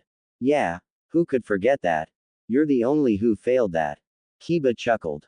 Naruto wasn't amused. You're the only one to fail the written exam, Naruto remarked, much to Kiba's chagrin. I just didn't get a chance to study, that's all, he answered lamely. I was polishing my taijutsu. Still passed overall, though. The kitsune inside the seal who was listening in on the conversation was impressed. His container's ability to read people was scary good. Naruto smirked inwardly. Yeah, anyway, I knew I was probably going to fail that part of the ninjutsu exam, so I went around asking for help the day before. I asked a lot of ninja, including those 2 ninja, but they all refused. Hey, I get it. Even if somehow managed to learn that jutsu overnight, you're just pissed because that woman who was supposed to be your sensei now didn't even give you the time of day before. Kiba could relate somewhat. No one really helped him with his training until he was named clan heir when his sister didn't want the training or responsibilities. Yeah, Naruto appreciated the fact that Kiba wasn't thick all the time. Alright, Naruto sighed. No one helped me. I had to learn the technique on my own, and to tell the truth, it's a little better than the one they taught us in the academy. If you don't know how I got to learn it, then you're probably not meant to know. It's a bit of a secret, Naruto said quietly. He quickly made a clone and told Kiba to take a punch from it. The ignorant Inuzuka complied, thinking that it would pass by him. Fortunately, the clone decided to just thump the boy on the shoulder instead of causing real damage. Kuso. That's impressive. Can I learn it? No. I just have a lot of chakra that allows me to create these clones. You probably won't be able to create them until you're about, say, 15 years old. Kiba was about to argue, but stopped to consider the chakra reason. It was true that the clone jutsu required a small amount of chakra, and people who couldn't create them were often people with too much chakra, his mother had explained once. If that was Naruto's reason, since it concurred with his mother's explanation, then the guy wasn't lying. But still, maybe you could just forgive and forget even this time, huh? Naruto growled when he heard that, thinking that the phase was getting to be both ironic as well as reoccurring. I don't think it's fair for to hold a grudge against a teacher to the point of making 2 of us sit it out with you for another year. Damn it. Even Hinata's looking like she's about to start crying in there, thinking she won't progress, you know. Other people have to put up with your shit too. It's not fair. Not fair. Not fair. Where the hell the shopkeepers when I needed food? Where the hell's the orphanage when I needed someone to care? Where the is help when I'm about to get murdered? You need to get your facts straight before you come talk to me about what is or isn't fair. Naruto blew his stack but was coming down from his emotional high. For all I know, you could be the one who's worried for his position, given the fact that you're dead last in the class right now. Damn, Naruto. People tell me I'm a prick, but you're acting even worse. I don't know what the hell your problem is, but don't take it out on me. Kiba stood up and dusted the seat of his pants and left without so much as a backwards glance. You know, he's right about that, Kurama suddenly said. What? I mean, let it go, or at least pretend to. Everyone is really getting wary of you now. You could lose your Hitai if the Hokage thinks you're unstable because of your anger. Then what about the Uchiha? Naruto asked, upset now. I've never seen him lose his temper, but you did, you lost it in there. And you are known to have a certain 9-tailed fox jailed in you. It won't look good for you to get angry. I mean, if the Hokage was here watching that little spat between you and Kiba, he'd start thinking that the seal was breaking or something. He would think that, not necessarily act on a hunch. He is dubbed as the professor, you know. He'd want to get his facts straight first. Well, at least join the team.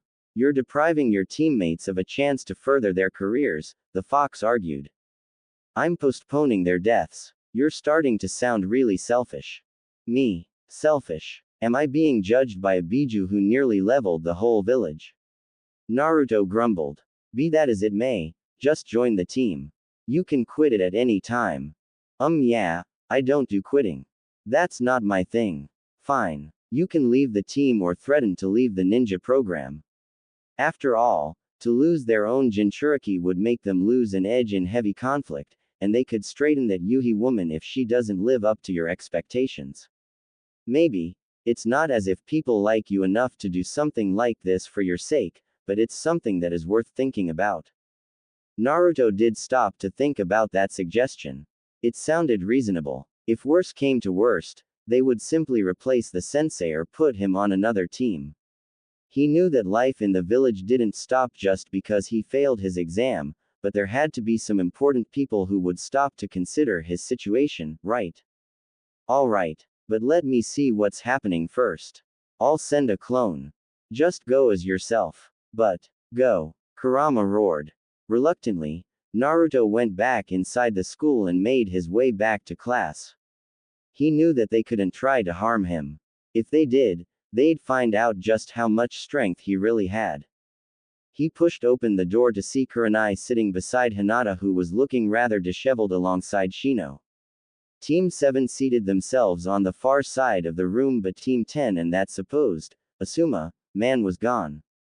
Maybe Hinata was really crying. Not tears, just agitated. But the damn woman shares a close bond with Hinata through her mother.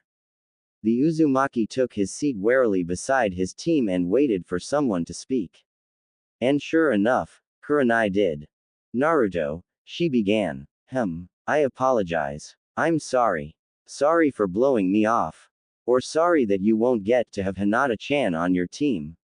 The boy shot back with a glare. Kurenai stopped. There was a troubling thought. But she wouldn't lie, regardless of the consequences. If he could figure out why she was sorry, then chances are that he could catch her in a lie. For Hinata. Thought so. Nonetheless, I've been convinced by someone to suffer being on a team with you as my sensei so as to not deprive my teammates of a genin squad. Kiba, who had been listening, lifted his hand triumphantly. Not you, Kiba, said Naruto, noticing but not even looking at the Inuzuka. Someone else. Who is this person? Shino asked. I'm not at liberty to say. Shall we go, Kurenai-sensei? Naruto could barely say the last part, an obvious sign to everyone that he was extremely unwilling. Kurenai observed him for a bit longer. She was told that he was a happy-go-lucky. Perhaps the Mizuki incident had changed him more than everyone had originally thought. She stood up and beckoned for them to follow her. Perhaps if they got to know each other they would have a smoother relationship. Not that she wanted to have one. It was just the Hokage's orders. =x=x=. So tell me about yourselves. Name, likes, dislikes, hobbies, dreams. Shino, why don't you start first? They were all seated on a convenient log in front of their sensei that chose to stand. At present, they were going through some mini introductions that were supposed to improve team synergy. My name is Shino Aburame. I like to spend time organizing and cataloging insects I come across. I dislike those who misjudge myself and my clan. My likes and hobbies are the same. My dream is to become a good clan head. Naruto gave Shino a friendly fist bump on the Aburame's shoulder and grinned widely. You don't like people who misjudge you. I think we're gonna get along just fine. I won't judge you if you don't judge me. Deal. What? Why would he be judged? This must be tied to the conversation I had my insects eavesdrop on when he was speaking to Kiba. Very well, Naruto-san. Alright, Hinata, why don't you go next? Kurenai suggested. Hi, my name is Hinata Hyuga. I like being with my parents and I like cinnamon buns. My dislikes are those who think my kindness is weakness and I don't like my family's segregation with the seal. My hobbies are flower pressing. My dream is T2, she looked at Naruto and blushed deeply. I am not sure what is I want to do, but there are things that I want. Sorry if that sounds strange. Naruto blinked and shrugged. Inside the seal, the monstrous Kitsune sighed. Even with his spiked intelligence, Naruto was still a complete dunce. Perhaps he would learn something about love when the library clones finally dispelled. Who knows how long that would take? Since it's my turn, I'll just start. My name is Naruto Uzumaki. I like to train in, well, pretty much anything that involves me getting stronger, and I'm not too shy about learning either, especially after my wake-up call last week. My dislikes are those who judge me, including biased teachers due to my status. He stared at the teacher pointedly, but she ignored him. My hobbies and likes are the same. My ambition. I guess I'm like Hinata-chan. I don't really have any dreams or ambitions, but I am looking for someone, and not for good reasons. That's all. All right. Kurenai clapped her hands, trying to dismiss the vague note that the Uzumaki had left in the air. The three of you have one final test. The original plan was to have the three of you to attack me using teamwork by attempting to take these bells. She took 2 bells from her weapons pouch. But all 3 of you know due to the earlier incident in room 4 that a team has to have 3 students under a teacher. So instead, I want all 3 of you to fight me with the intent to kill, only so that I can get to see your current level of progress. I'll call the session quits if I've seen enough. The red-eyed woman looked to her students, seeing them all stand up to ready themselves in some fashion.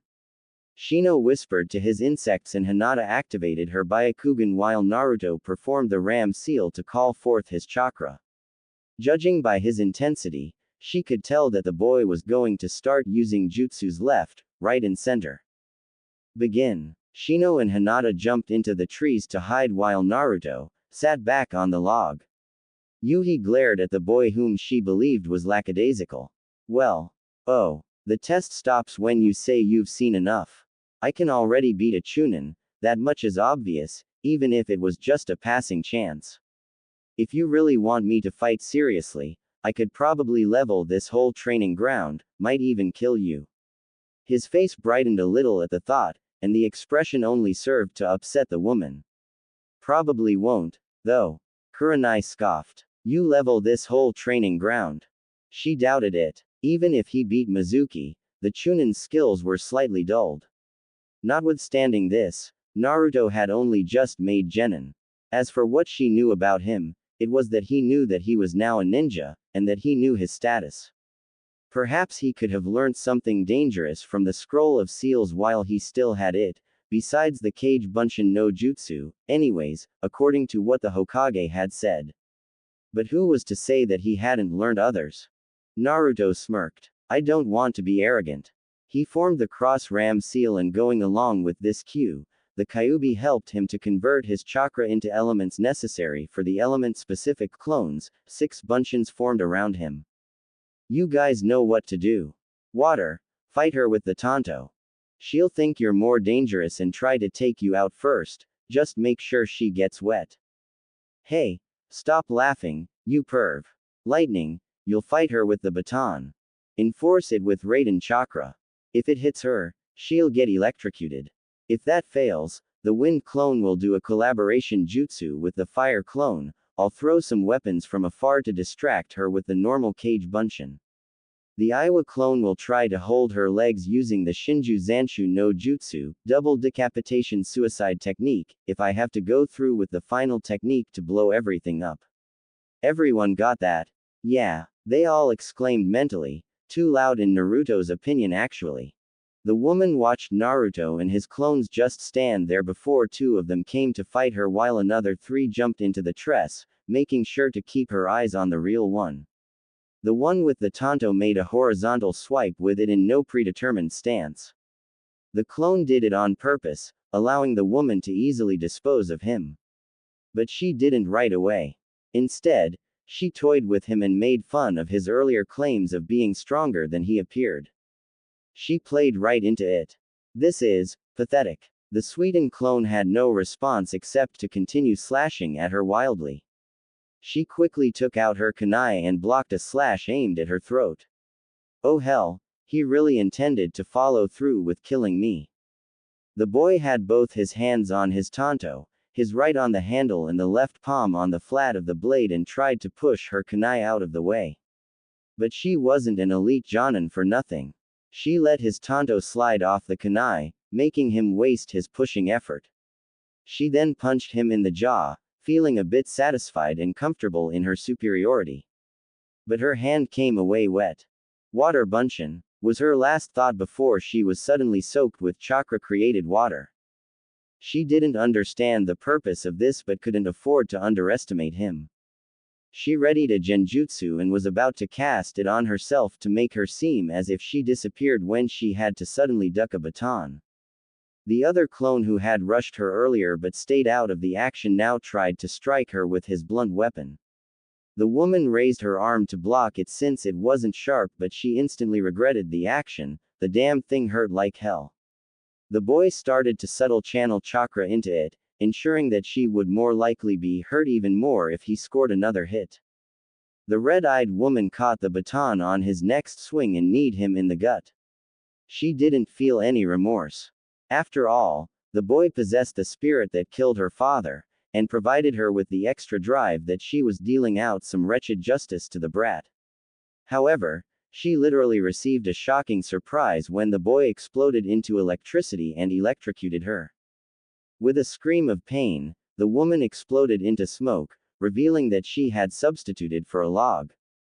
The woman walked out from behind a tree, unscathed. Naruto lifted an eyebrow from where he watched the woman re-enter the clearing. That was all well and good. He didn't expect to get her on the first try. Suddenly he got memories of the clone he had sent to talk to Hinata and Shino. They had agreed to his plan. He readied 3 kunais with bomb tags in his right hand and started to count time in his head. Let everyone wait for the signal. In the meantime, the woman watched the final 2 Narutos in the clearing. They still hadn't moved. It was a bit unnerving, seeing them just stare at her like that. She wouldn't underestimate him again. He took this a bit too seriously.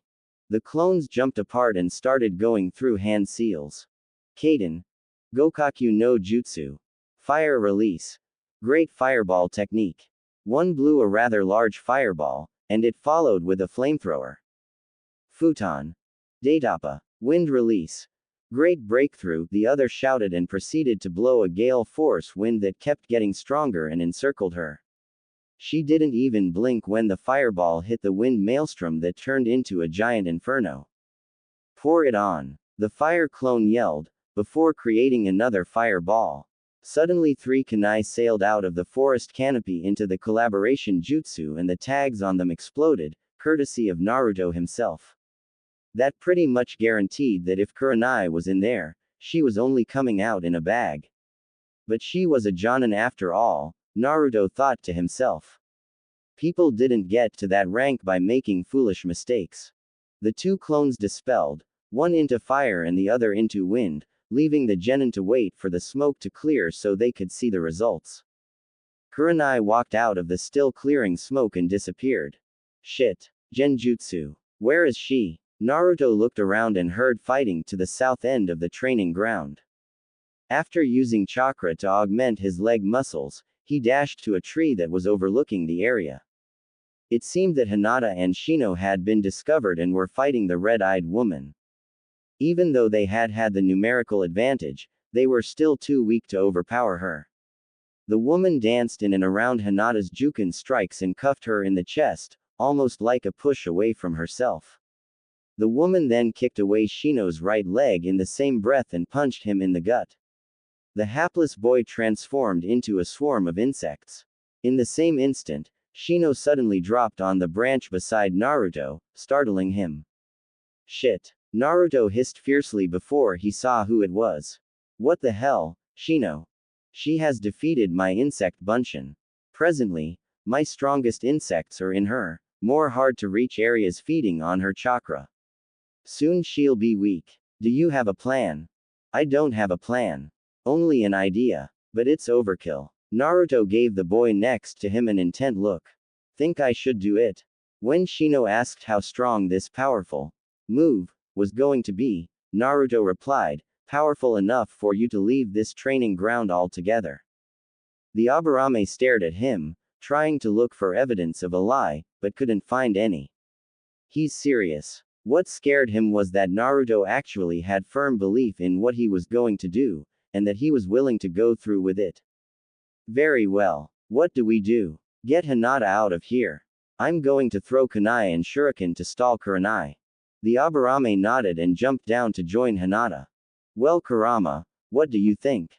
Personally, I think it's too over the top. And that's coming from a Biju who raised the village. The fox suddenly laughed. Do it. Naruto grinned. He started chucking all his kunai and shuriken at Kurenai, occupying her while Shino grabbed Hinata and leapt away with her. He started counting to 20. I never actually did this before. Hope I don't get myself killed. Comma. The sensei continued dodging weapons thrown at her. Some were thrown aimed at her chest, some at her legs and others around her. It felt as if he was driving her, somewhere. Suddenly, she felt two legs grab her ankles and dragged her underground till only her head was left above ground. What? Naruto dropped down of a tree in front of her and slow clapped. Well, Kurenai-sensei. Here we are. You are about to find out about my final and most destructive technique. Just so you know, it doesn't really matter if I'm right, but I love proving people wrong. The woman merely looked at him, uninterested. But she was actually reading a substitution if she got an injury. Taju Kage Bunshin no Jutsu. He yelled as he formed the ram seal and strained. Soon, his features grew feral, red eyes and whiskers and all. The woman could no longer feign disinterest. As the seal breaking, suddenly, an immense amount of clones puffed into existence. The woman gasped. It was surreal. The boy was practically his own army. There were hundreds, probably even thousands of them. They took up every available space, on the ground, in the trees, everywhere. Suddenly the original Naruto shinned off while Yuhi still gaped. Where is he going? She did not like this situation and she quickly substituted with a nearby clone and got out of the hole. So this is your plan? To try and overwhelm me with numbers? She smirked. This might have been the tactic that he used to beat Mizuki, she thought, but it wouldn't work. She could easily outmaneuver them all if she had to, or to simply use another genjutsu. No, if it were that, the boss wouldn't have left. This is far too dangerous. What? Too dangerous for Naruto to stay. The woman grew worried. Suddenly all the feral clones formed the ram seal and started glowing a faint white. The woman's eyes grew wide when she heard what the clones shouted next. Kage Bunshin Daibakuha equals x equals x equals. It was a fairly ordinary day in Konohagakure. Business people were haggling, customers buying, akimichis were eating, and naris were lazing around and the like. There was absolutely nothing that would or could break the peace of a typical Monday. Naruto came out of his shunshin and appeared at Training Ground 3. The boy was about to see if the concept of having a localized and concentrated blast of exploding clones was as capable as he believed. He couldn't wait. Suddenly, he heard a massive shout that was carried over the wind. Taju Kage Bunshin Daibakuha. Then there was pure, unadulterated silence. Only for a moment. The air seemingly tensed before ultimate chaos ensued and reigned supreme for what seemed for eternity. A massive chakra-created explosion centered in Training Ground 4 rippled through it, destroying all that was caught up in its maelstrom. The white plume of the explosion that climbed into the sky could be seen by anyone in the village who was outside at the time. Hell yes. Boom. This tops every jutsu I have ever done or seen. Naruto was ecstatic. He was never going to forget it. He sighed, coming down from his frenzied high. But he didn't stop to think of the consequences. Not really, right at that moment, per se. Equals x equals x equals. Frankly, this is the stupidest thing you have ever done, Naruto. Hiruzen didn't know what to feel. Angry that Naruto destroyed a whole training ground, sad that Naruto had lied about what he had learned, happy that Naruto was now really strong enough to take care of himself, or pissed that this situation was going to cause a shitload of paperwork. The damn thing was practically multiplying on his desk every time he blinked his eyes. The old man put on the face required by his office that screamed, "Naruto, you've really stepped in it this time." But the boy had no regrets marring his countenance. It was an awesome and a destructive technique when clones were used in bulk. Even if he had to replant and grow every tree that was blown up into splinters, he would do it happily. Naruto was seated in front of the Hokage while Kurenai and the rest of Team 8 stood behind him. And behind them were Shibi Aburame and Hiashi Hyuga. No doubt that they were angry that Naruto nearly blew their children to smithereens. Thinking of the future repercussions, the aged Sarutobi couldn't help but sigh. Naruto, did you even stop to think of the complications and consequences? Naruto was impassive. Hokage-sama, I did stop to think about them before I did the jutsu. If I had used offensive elemental bunshin like Raiden or Kaden clones, the damage would have been significantly greater and possibly start a forest fire that would spread to other training grounds. Elemental bunshins used in a Daibakua.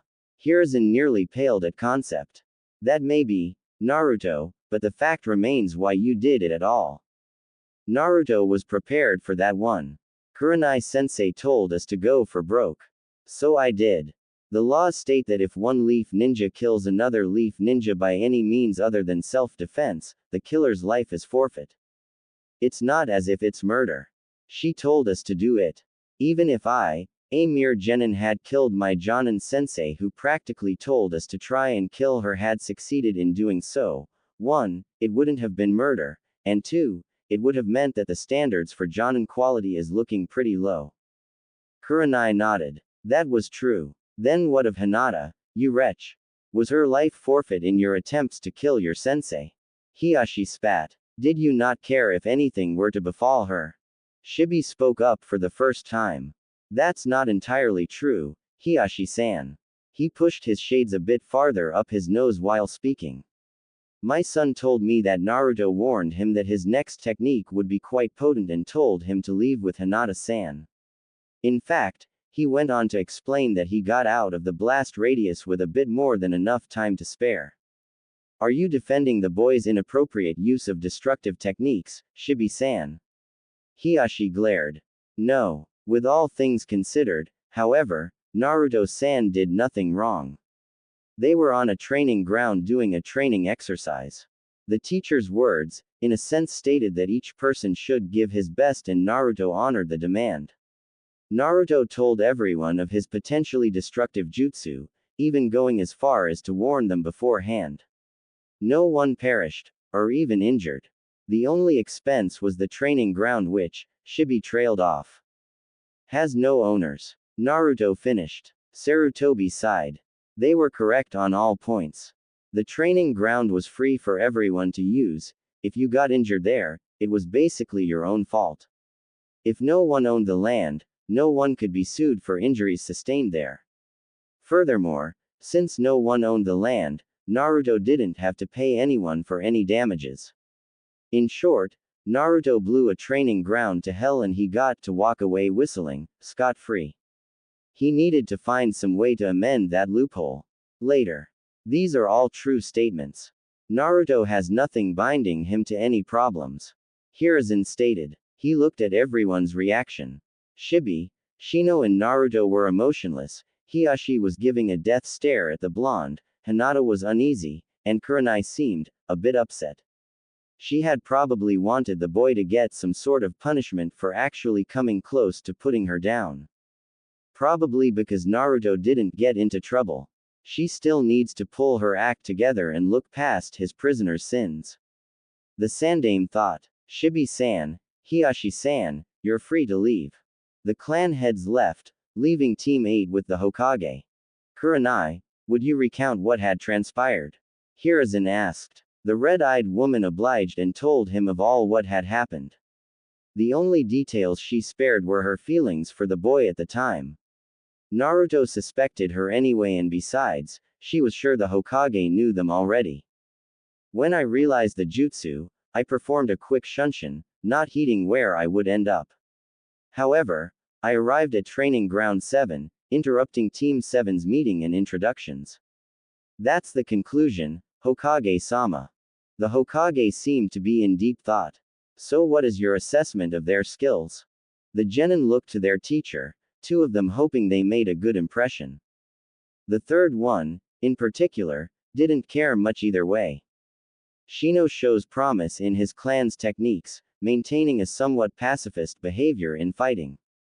He uses his clan's insects in an effort to weaken and incapacitate me beforehand. Hinata also shows some skill in using the gentle fist. However, she lacks confidence to fully follow through with her more debilitating jabs. I think that could be remedied over time.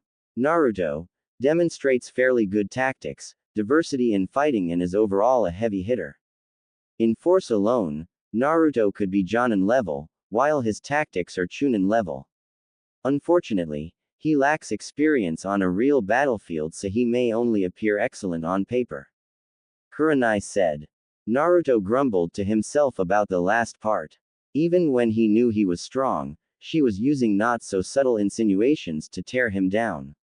I knew that if Kiba had been on this team, we would have been a tracker team, but I believe we are well-rounded this way. I am a genjutsu expert, Shino has tracking abilities, Hinata is versed in taijutsu and can use her Byakugan for censoring, and Naruto will be a ninjutsu brawler. We would be able to be effective in combat at all ranges and situations. Naruto opened his eyes a little wider. So, she is somewhat happy to be on this team, even with me. Perhaps I could try to make this work after all. The Hokage made a note of what she said. Interesting. It seems that your theory has merit. Very well. So I take it that you will pass this team. Hi, Hokage-sama. You may leave, teammate. Kurenai turned to her team.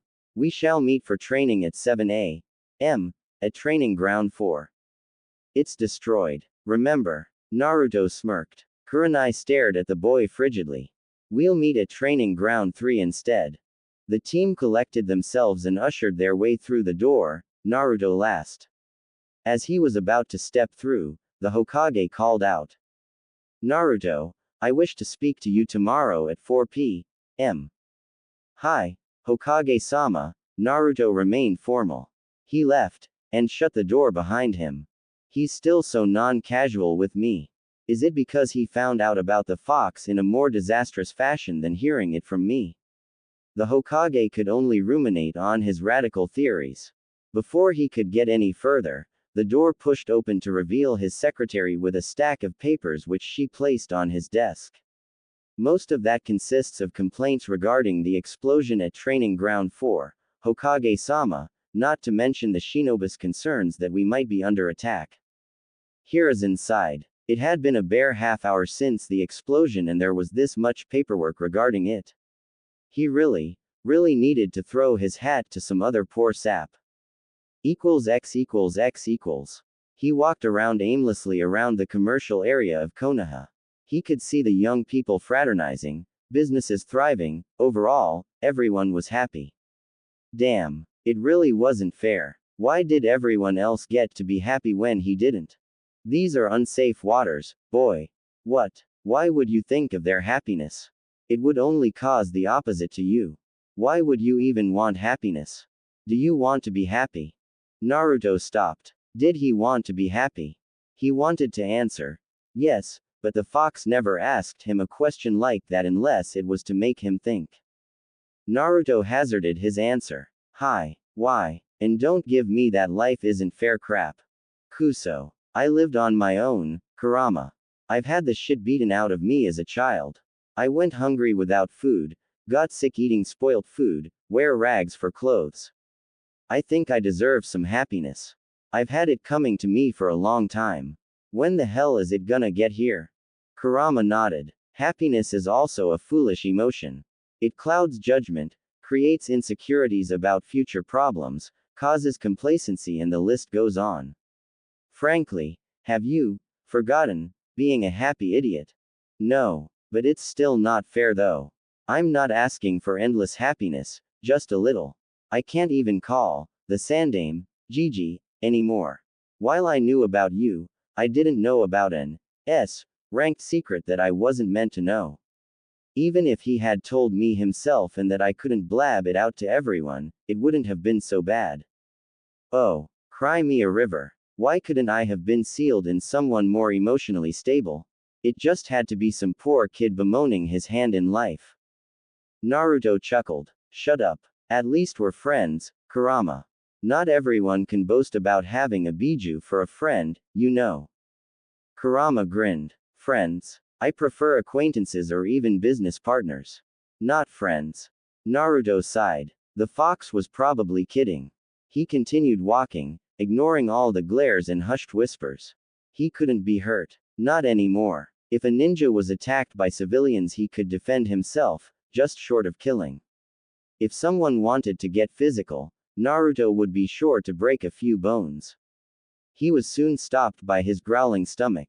He needed to get some food now, and some food for home. His eyes soon fell on a dango shop, combined with a bar inside.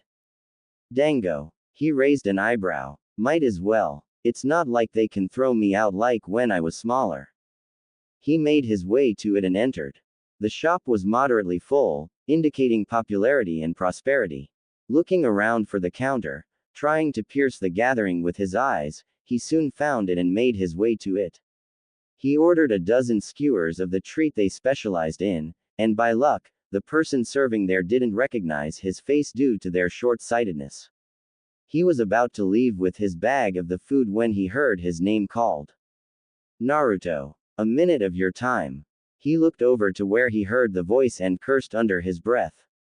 Why were they, of all people, calling to him? He didn't want anything to do with them unless it was absolutely necessary. But he couldn't pretend that he didn't notice them.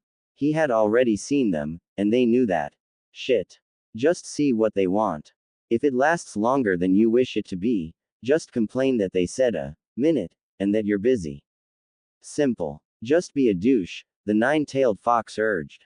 Naruto sighed. May as well see what they want. The boy with the vulpine visage sauntered over to the three Jonin who were speaking in hushed tones with each other. Apparently Kurenai did not want to talk with him, but Asuma had insisted. The third person with the mask and gravity-defying gray hair merely looked at Naruto with interest. Naruto pulled up the fourth empty chair and sat in it, scrutinizing the Jonin. So, what? Gonna invite me to a frat? Asuma faked a smile at the boy's jeer. Kurenai stared at him with her usual unnerving gaze and Kakashi took out his worn-looking orange book labeled, Ika Ika Paradise. Probably his way of being casual and indifferent, or to make it look like he's not looking directly at me, Naruto thought. Well, I believe that we got off to a poor understanding of each other. Asuma began. I apologize for refusing help when you needed it and I hope for it to not reoccur. I didn't mean to become tempestuous. Naruto nodded slowly. I'm sorry too. I should have reined in my emotions better and not let my frustration get the best of me.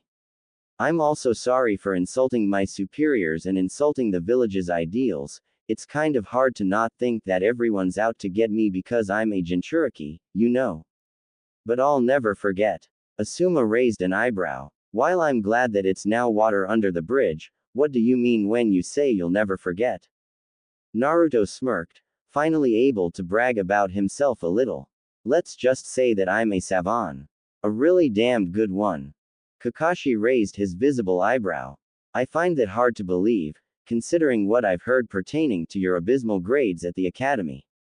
But I need to look underneath the underneath. Something feels oddly familiar. Minato once claimed that he himself needed to become a savant. Well, let's see if my memory serves me well enough. You are Kakashi Hatake, dubbed as the copycat ninja, due to having a transplanted Sharingan that was used to copy numerous jutsus. Son of Tsukumo Hatake, Konoha's White Fang. Genin teammates were Rin Nohara and Obito Uchiha who, Naruto hesitated, not knowing how the man was coping with the death of his squad. Perished during the Third Great Shinobi War. The team's Jonin sensei was Minato Namikaze, who later became the fourth Hokage. I think that those are the more important details, right? The three Jonin were surprised. This was supposed to be the Academy's dead last. Asuma Sarutobi also has an equally impressive history, becoming one of the Fire Daimyo's guardian shinobi 12. Unfortunately all I could find on Sensei was that she was your Genin teammate, along with Reito Namiyashi. Sorry Kurenai Sensei, you're, only a bit better known than the average shinobi. Maybe it's for the best. I'm sure you wouldn't want someone out for your head. Or thinking that you're easy pickings, he mumbled the last under his breath but she must have heard it or read his lips. The marring scowl on her face was a testament to this. Asuma frowned. Well, you're right on all the details. Kurenai glared at Asuma, who quickly went on. But why do you make it sound like you have it in for her, even going as far as to level a whole training ground in a training exercise? I don't really just dislike her. I dislike you all equally. He grinned wryly at this. It keeps me unbiased. Maybe you none at all since we apologized to each other and all. Naruto stated matter-of-factly. The question remains. Why? Kakashi asked. He really didn't want his sensei's son to be at odds with him. Minato was probably the closest thing Kakashi could call a friend. Family, even. She was prejudiced against me for having the Kyuubi in me. You all did. So I decided to use exploding clones. If she had taught me the regular Bunshin, the explosion wouldn't have happened. Hell, I learned more in the Mizuki incident in a single night more than I have learned my whole life in Konoha. So anytime sensei sees me use clones or do well in general, she won't be able to take credit for it. It will be a lasting reminder of what she did, or didn't do. That goes for all of you, including you Kakashi. So you blew up a training ground because Kurenai doesn't seem to like you. That's petty. Asuma concluded. And stupidly dangerous. I don't like people who don't like me. It's common sense and karma, not being petty. Meanwhile, on the inside, Kurama was trying to puzzle out a way to ease Naruto's cohesion with his genin team. Chances were that if he didn't do something, Naruto's friction with Kurenai would get them both into trouble, and they needed to get out of the village on a mission soon. Boy, tell the woman that I'm sorry for her father. Tell them I was merely seeking revenge against the village. Anything but the truth about the Uchiha's control 12 years ago, Arito. Naruto. You spaced out a little. Asuma said. Naruto didn't want to even think about Kurama's sudden change of heart. Perhaps he felt guilty about causing Naruto's sensei to dislike him, or just simply lying, whatever, the Kyuubi had never lied to him before or steered him wrong. It didn't matter. He'll just go with it and see what happens. Kurenai-sensei. The woman looked at him intently, listening. Sorry for trying to blow you up, Naruto deadpanned. Kakashi and the Sarutobi chuckled. And, he leaned forward and beckoned the woman to come closer as well, which she did. Furry 9 just said that he apologizes for your father. It was nothing personal. He was just out for revenge on the village on a whole because Hashirama and Madara used him like a tool. Kurenai widened her eyes. What? Naruto leaned back and stood. Well, gotta go. See ya. He took up his bag of dango and left the establishment, waving his hand backwards as he did. Asuma, Kakashi. Kurenai looked towards the exit where she saw Naruto had left through before turning back to her fellow senseis. He just told me that the Kyuubi is sorry about my 2-san. Kakashi raised an eyebrow. Are you sure that Naruto didn't just say that to get into your good graces? After all, he seems well informed.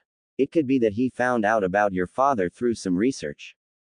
Naruto doesn't seem to be the type to lie, much less needlessly. Asuma argued. Besides, it's not as if he would try to make amends, just to be on familiar terms with Kurenai. He hates her, and that much is obvious. It's something to think about. If what he said is true, then the Kyuubi must be on regular speaking terms with Naruto. What if it's trying to trick him, or worse, what if the seal is failing? Kakashi asked. This is troubling. We have to inform the Hokage. Well, in any case, whether Naruto is telling the truth or not, or if the fox is sincere or not, I'll consider the thought. I'll tell the Hokage myself. Kurenai got up, waved to her friends and left in a body flicker. X equals X equals. Naruto sat on the park bench and took his vitamin supplements. He needed to bring his body back up to speed as quickly as possible now that he was a fully fledged ninja. He began to eat his dango and found that he enjoyed it, albeit a little too sweet. I'll burn it off in training though. Anyway, do you think they'll tell the Hokage about the apology, Kurama? Probably. It's also a good way to tell the Hokage that he could have been more informative. Then again, you can't really hold it against him though. After all, would you tell an S-ranked secret to your former idiotic persona? Naruto stopped chewing in a pause to consider this. No. The great fox grunted. Well, try to contact the clones, check in on their progress. Naruto considered the idea. All right. He tried to focus on his clones. He didn't have names to them. He could only identify them by their duty. Hello, hospital clone. What's going on? What? Oh, thought I was being haunted or something. Listen, I need you over here within the hour. Or make another clone to replace me. Why? I learned 2 medical jutsus over here and I've had to practice it in front of a nurse. I'm gonna run out of chakra soon. Naruto realized the dilemma. Alright, tell them that you're going for some fresh air in exactly half hour. What does your transformation look like? The clone imagined his description. You see it? Yeah. Naruto chewed on another skewer of the dango. You'll see another clone then. You can dispel then, let him learn the jutsu through the usual memory transfer and everyone is happy. Niece. By the way, you better eat your dinner and go to bed early. I've seen people after surgery. Trust me, it's disgusting, and you'll probably end up vomiting or straight up lose your appetite.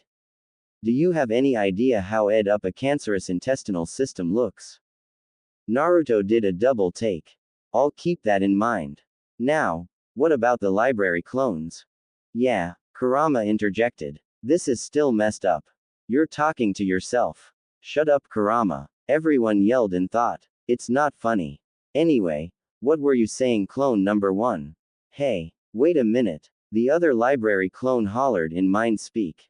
Why the hell am I number 2? Stay out of this. 2 clone, the first clone apparently yelled. I don't need the headache. Whatever. What were you saying? Naruto interrupted, hoping that they'd get to the point. We're making good headway. I read 40 books since Saturday and my fellow clone here read around 36. Some of them were really thick books. I actually read more than you. Naruto sighed, already feeling a migraine starting to brew up. Continue number 1. The librarian let us stay reading at night though. He mentioned that someone else did what we're doing now. The Yondaime. Naruto raised an eyebrow. He did what we're doing now. Hi. We'll last for another week though. Gonna need some more chakra by Saturday. That's fine. I'll swing by then. Okay. Naruto tried mentally reaching for the last clone in the orphanage, but couldn't.